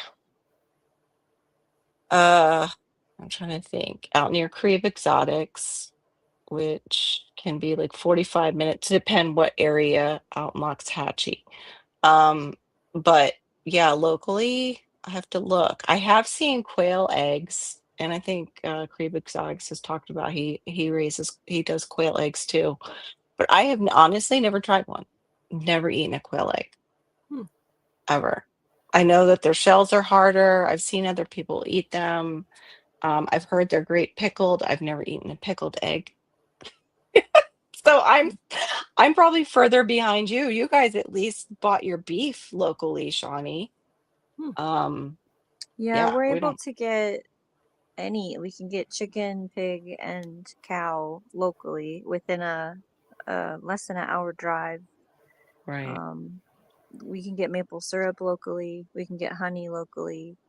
It's just like putting all the pieces together in our routine of Mhm. shopping, right? Right. Like, Yeah, cause I'm how do heavy you on do? delivery, like delivery Right. queen over here. Okay, so Yeah. um, if I can get it set up where it works for my I hate driving bone, Mhm. Right. then Oh, I know. Why don't you just like set up a little stand in front of your house and see if they would do the honor system and they could just put it or stand I and want to then they'll teach be bringing everybody. it. We will train every delivery to put it here and find the cashier. Yes. Then Well, just have them bring it right to you. the thing that occurs to me is Shawnee started talking about, these projects she might be interested in, but not necessarily want to pursue herself.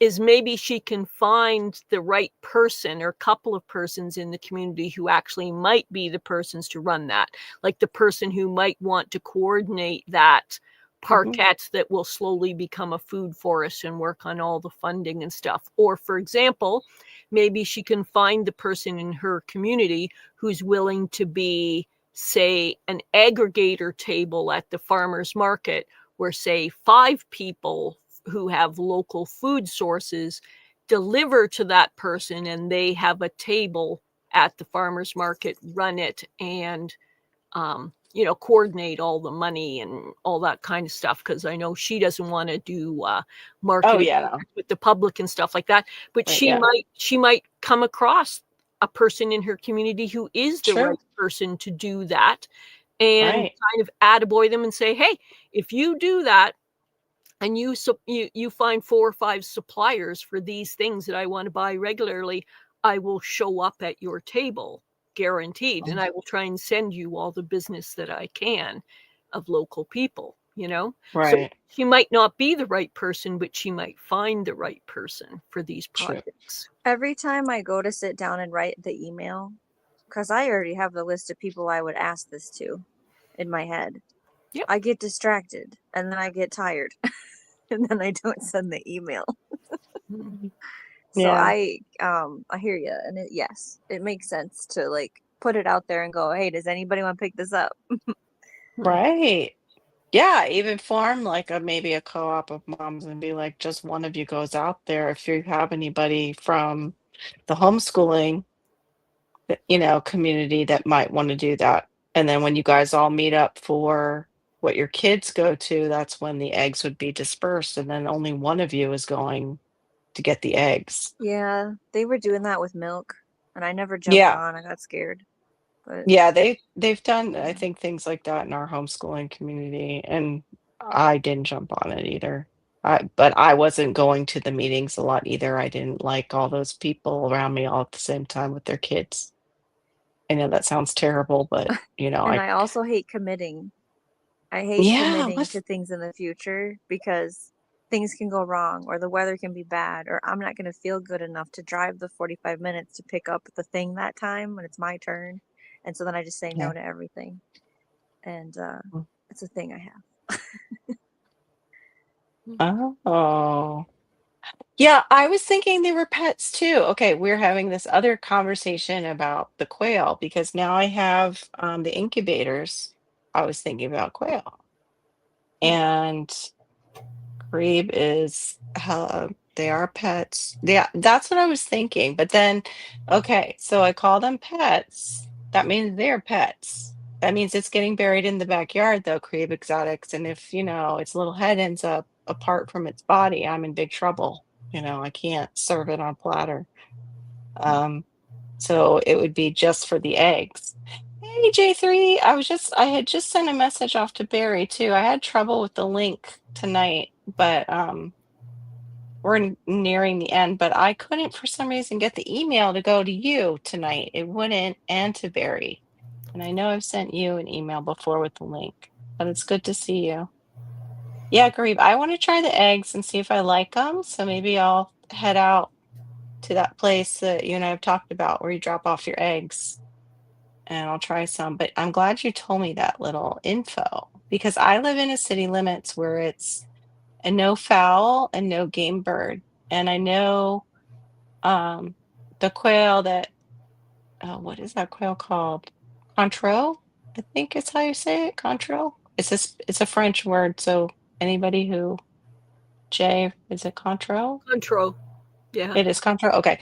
The Contreau is not considered a game bird because people raise it, like he said, like a pet, or they raise it like a form of poultry, I guess. I don't know, form of meat. But yeah, go ahead. I'm sorry. In what I just said, you were asking me about French. I am based in French, but not expert in French. Okay. Well, Bilingual. but pronunciation. Anybody who can. Yeah, that's how we pronounce it. Contreau. Okay. Seagull eggs, the best from Andrew up there in the Arctic Circle. No, I can't. If I was where you are, yes, I would probably be used to that whole situation. But I am used to seagulls stealing fries off the beach down here and pooping on us while we're at the beach in our bathing suits. I had one poop on my shoulder when I was laying on my belly, sunning myself one time. Just bleh. And I was like a teenager, so it made it worse because everything is worse. Like a bad thing when you're a teenager is just so much worse than when you're an adult because the world ends with so many things when you're a teenager. They're invaluable for the eggs. We do not harvest the birds themselves. Okay. Okay. Yeah, the contra.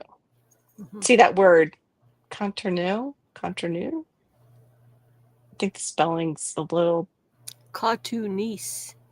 Cartoonese? Oh. I don't know. Contreau is spelled. Oh, I know what's happening to him right now. Spell check doesn't know how to freaking spell it either. I hate that. Okay. Because that's how they say it. Okay, Cordonese. It sounds like maybe Cordonese. Like you were saying, Cordonese. All right, don't do spelling at 1:00 in the morning with me and word pronunciation that I don't know. I can't. Yeah. Words are hard, like Shawnee says. Words are hard. Shawnee, would you guys ever do quail? No. Are you kidding me? No. I just think the kids would love that. I hear all the time how messy and noisy and no. Okay. No. I think they sound cute. I think they're definitely not as loud as hens are. They don't sing you the song of their people like a hen does. There's a lady would have to live there. If I could get to living there, I would try to figure out infrastructure for chickens. But we would have to predator safe it or whatever because there's coyotes and stuff. Well, I actually think I should hang it up tonight. Yes, I think we're going to hang it up. And I'm going to see what the snowfall is like, but probably going to go out and shovel in the morning. Speaking of seagulls, maybe I'll be a seagull tomorrow. Oh, that would be great. That'll be there cute. You go. But they say mine, mine, mine. You're all about giving, so I don't know. I don't know. Yeah. Well, The Christmas seagull, eh? I Well, like to see it. well, I What like do to you pick? switch the onesies out each day because Yeah. it tends to be the same people around the area walking their dogs and going in for aquafit and exercise and stuff. And it amuses them to see the different costumes. So I try to switch them out. Yeah. Okay. I totally get you. I just was making a joke because of Nemo. Mine, mine, mine, mine, mine. Oh, okay. Didn't see Yeah, that. it's okay. Well, have a good night. Thank you for joining us, Jay. And you can see Jay Vaught over on what's his channel you just were facilitating. The Urban Gardener. He will be having a show on both Saturday and Sunday this week. And Saturday is going to be speaking with a bunch of the people who have supported and helped the show throughout the year. And then the Sunday show is going to be focusing on new changes occurring for the 2026 year. So it's going to be having guests that are going to be talking about that.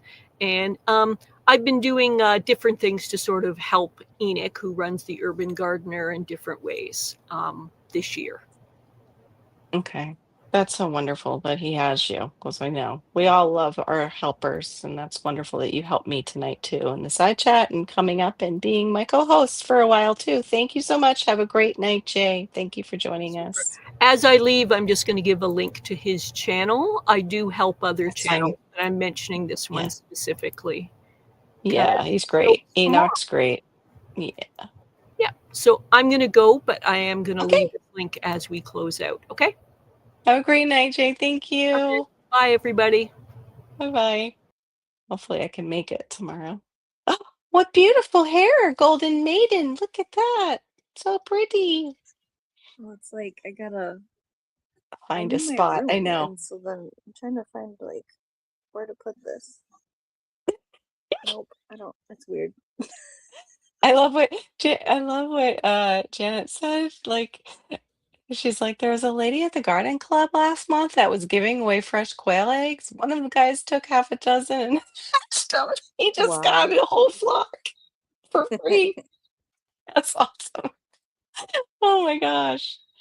I okay, Conternix. He's okay. I'm getting a lesson here, but Kareeb, you have to know something. I need to hear it. I need to hear somebody say it sometimes with certain words.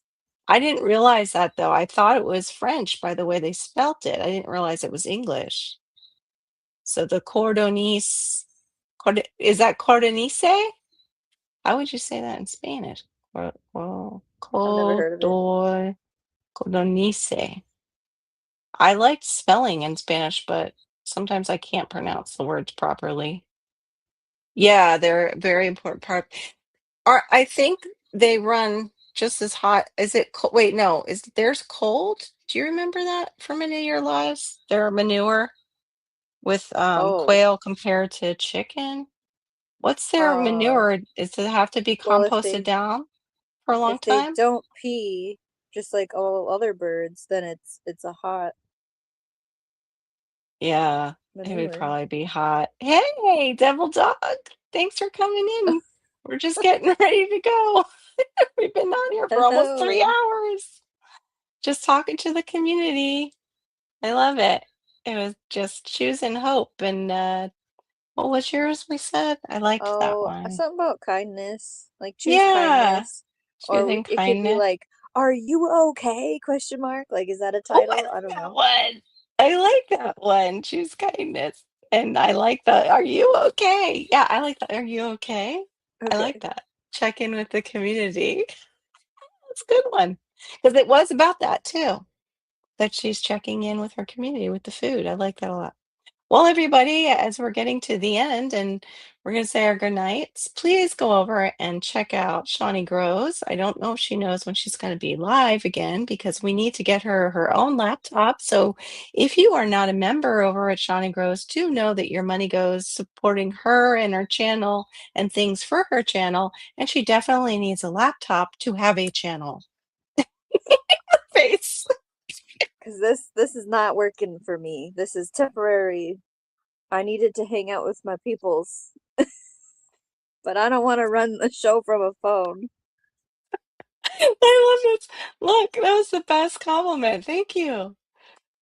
Oh, There they're we way go. colder than okay, than chickens. Yeah, my Spanish was more accurate than the English. That's so hilarious. I bet. Well, it's easier because Spanish, the letters in Spanish sound like there's no English language is so confusing. Like read and read is the same word. And when I had slight dyslexia, Creve exotics going through school, those kind of words were hellacious. Like they were awful. Just awful. But anyway, have a good night, guys. Thank you so much for joining us. Oh, wait, I'm still getting info. Hold on. I have been using quail manure as a top dressing and the beds for years without. Oh, good night, Jenna. Thank you. That was hilarious, actually, about the quail eggs. Yes, and Merry Christmas to you too. And Merry Christmas to everybody if I do not see you before then. And if you celebrate, what is it, the solstice, the winter solstice? Yeah. What do you even say for that? I don't know. Happy solstice. Happy winter. Winter's here.